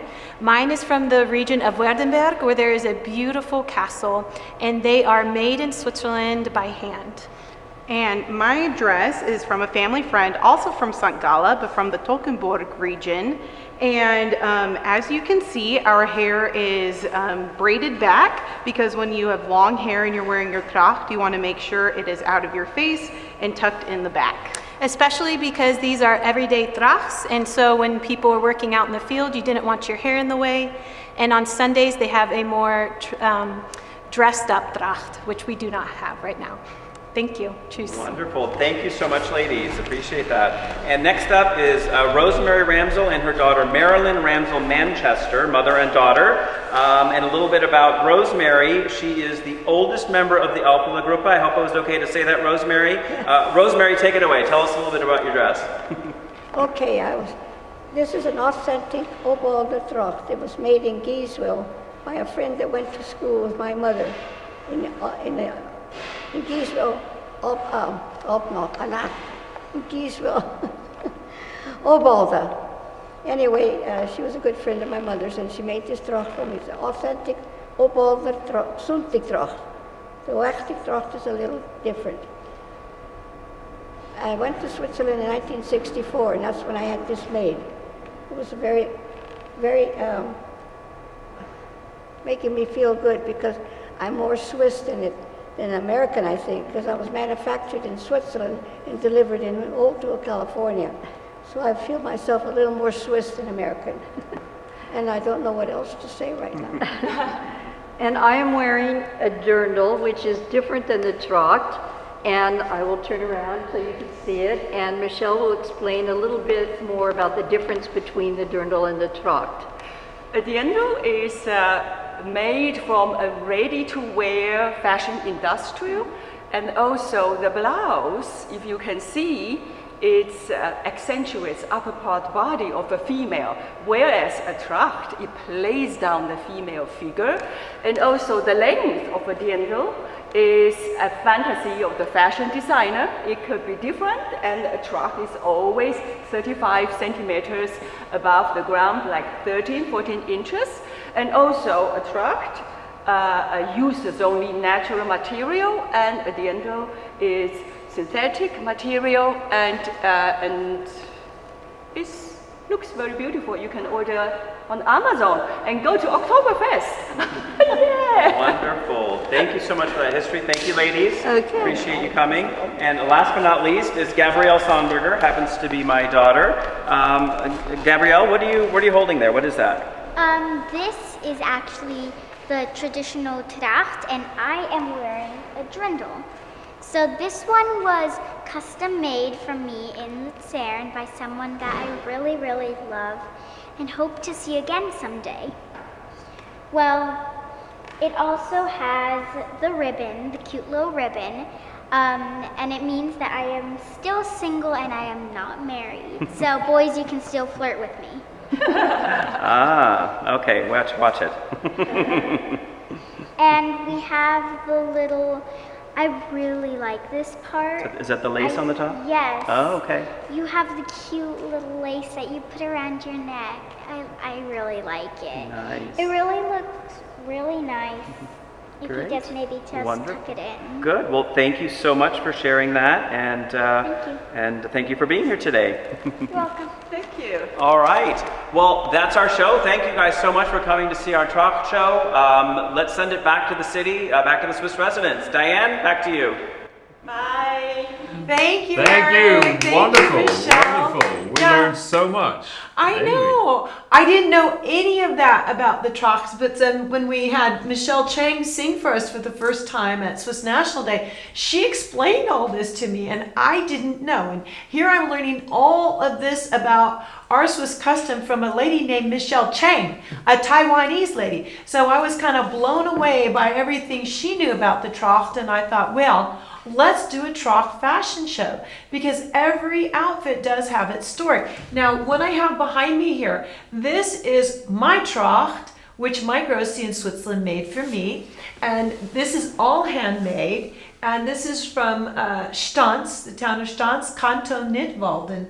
And, you know, all of it is handmade. And then she even went further. She had the jewelry made for me. So I have the earrings and the brooch that go along with this. And it, you know, it means a lot to me. And so when, you know, it is interesting because one year at Swiss National Day, my cover photo was me in a dirndl. But, you know, when we're in California, we don't have access to Trachts, and I know the Tracht is a very Swiss thing. And once you understand the history, you see how, you know, people get really passionate about making sure that you know the difference between a Tracht and a dirndl, and there is a difference. Now, you are wearing something that is typical for the men in Switzerland to wear. Well, you know, unfortunately, I don't have like a family tracht that I could wear. Although also the men, they have very elaborate and nice trachten as well. But what I love to, because I'm often in Glarus, and actually the Glarner scarf, which is where in Glarus, which was the origin of the Swiss textile industry. They made these beautiful scarves that you can wear around your neck, or and you have them. It's a very high quality cotton. You have it in different colors, and yeah, that's a little bit my traditional style that I wear. So you wear the scarves around your neck. Yeah. I think they look very nice on you. Thank you. You look very debonair. What does that mean? With debonair? Well, you look very handsome and sophisticated. Okay. Yes, it's very sophisticated. But it's a farmer's thing actually, because they used to wear that for when they were farming. Really? So yeah. So it's a farm to keep the sweat away and the sun away. Yeah, you know, and maybe also other things like Right, okay. Well, so there you know a little bit more about... And by the way, the picture we have here is from the women in, if I'm not mistaken, from Appenzell, who are also very famous for their Trachten, men and women actually. They have very, very elaborate textile tradition as well. So is that where the hats come from, that area? Well, they also wear hats, yeah. But like in that picture, they're the big hats, and then Rosemary Ramsel, the lady in the wheelchair, she had a hat on too. Yeah, that's like, but it's more like a head decoration instead of a real hat. It's a head decoration. Yeah. Okay. Yeah. Well, I thought it was very interesting because you see how important the trocks are. From Gabby had hers when she was a little girl, and then Rosemary Ramsel, she's 99. And one lady at one of our fashion shows, she was in her 90s too, and she made her Trachten. I think she's had it for 80 years or 70 years, and she still fits in her Tracht, and she still wears the Tracht. So that's how important these Trachts are. Okay, well now we're almost done with our show, but before we draw the grand prize, we want to show you a little bit more about the Swiss Travel Pass and Swiss tourism. So let's take a look. Happy 1st of August, dear Diane, dear Benedikt, congratulations once again, and I'm glad to be on here. Thanks for the opportunity. My name is Mirko with the Swiss Tourism Board on Pier 17, and I'd like to give you some more information about the Swiss Travel Pass that you can win. One of the lucky winners of today can win a Swiss Travel Pass in first class for 8 consecutive days.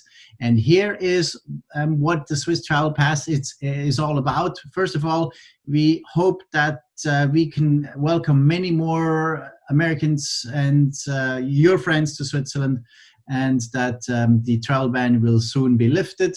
And once you get to Switzerland, the best way is really to see Switzerland by train, bus, and boat, because it's so diverse to see Switzerland on these many means of transport. The Swiss Travel Pass is really one ticket for the whole country. It has great value. It is available on mountain excursions where it is covering 50% of the trip, and kids under the age of 16 are traveling for free with at least one immediate parent with them. It is fully included as well in the Stoss funicular in central Switzerland, the Cabrio open air gondola of the Stanzerhorn, as well as Mount Rigi outside of Lucerne. It gives you access to over 500 museums all across Switzerland, including the Chillon Castle, the FIFA World Football Museum, as well as the Abbey of St. Gallen. If you haven't seen it, it's really worth a visit there. And with this, I'd like to thank you once again, and thanks for having me on the show. Wishing you a happy 1st of August, and hope to see you in Switzerland and many friends of you as well. Thank you. Bye-bye. Well, it's exciting to hear about the Swiss Travel Pass. Great. So you've been so inspired by what we've been doing today, that you wanted to offer something else, something very special to all of our viewers, everybody watching today. So why don't you tell us about this? Yeah, we were talking so much about cheese and being together and sharing good memories. And I told you, I just heard recently that my new shipping of raclette cheese and fondue cheese has arrived in San Francisco. So I thought, and we're sitting here in the residence, and I said it's also a little bit your residence. So actually, I will invite 10 people to come and have a raclette here at the residence, and we will figure out how we will do it, probably via our Facebook site or Instagram presence. And so we will announce that, how we are going to make this raffle of 10 people coming to have raclette here with me at the Swiss residence. Wow, lovely. Thank you so much. That is such a generous offer. We appreciate you. Thank you. You're Thank welcome. You're welcome. You see why we love them as being a partner. It's just been just a treat to work with you and Carmen and Mezzaline and everybody else at the Swiss Consulate. So we thank you. Our Swiss community really thanks you for what you and your staff has done to help us celebrate at this, special time.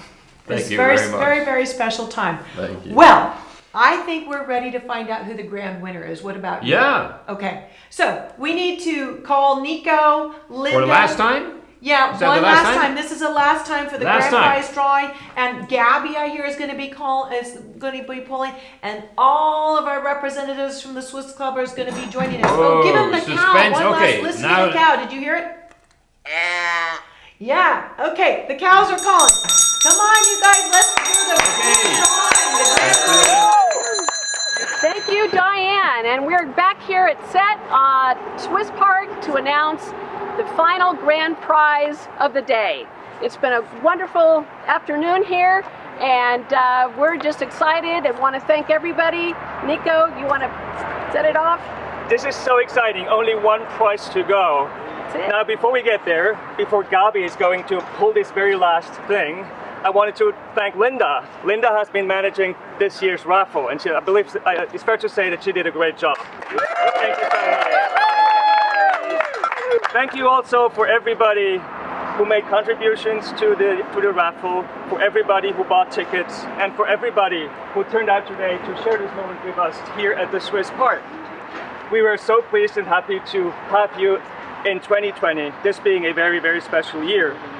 This being the first ever COVID-19 social distancing raffle. So thank you for bearing with us. Now, are we ready for... Are we ready? Why don't you work that machine one more time, Gabby? Woo! Finish it!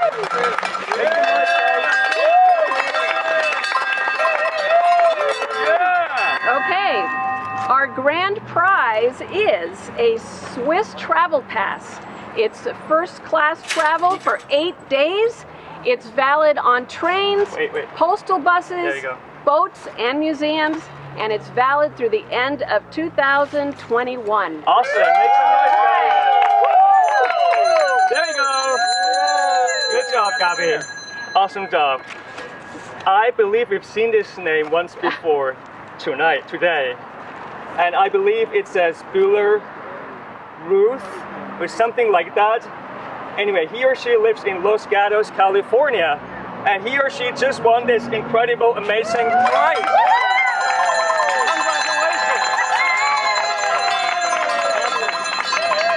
Congratulations! And just in case we got that name wrong, ticket number is 03031. That's the winning ticket of today's raffle. Congratulations!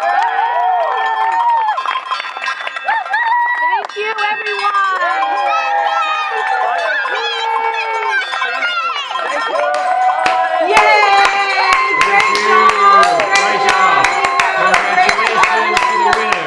Yeah. Fantastic. Yeah, congratulations. That is a good Yeah. prize. And Yes. thanks again also on my behalf of the Consulate General here for all the support, the work, the contributions from the sponsors and all the volunteers who made that possible.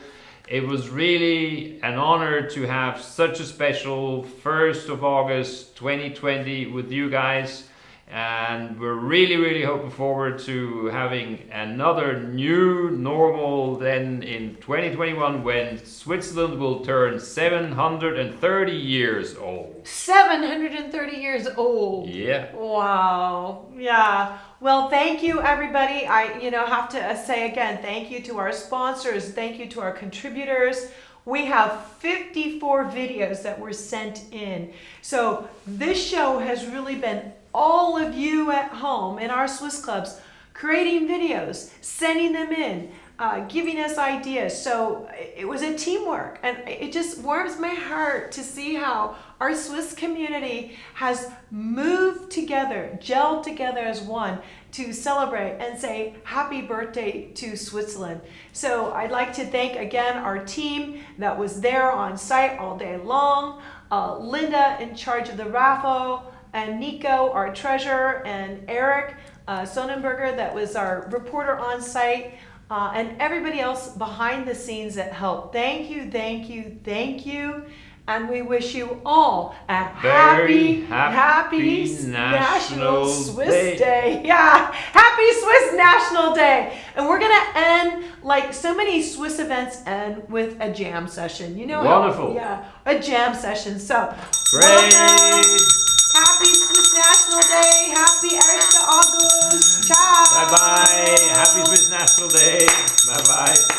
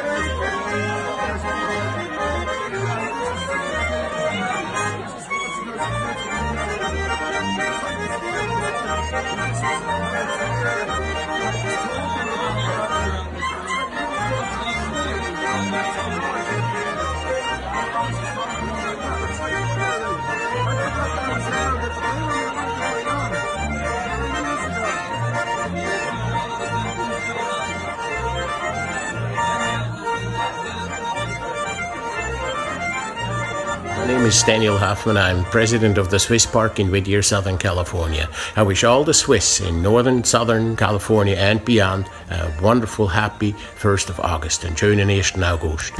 Greetings from Santa Barbara. We wish the whole Swiss community a happy 1st of August and enjoy your day celebrating our home country. Arbitration Chambers wishes you a guten 1. August. On behalf of the Swiss Benevolent Society, I wish you all the best and good health to all for August 1, 2020. Thank you.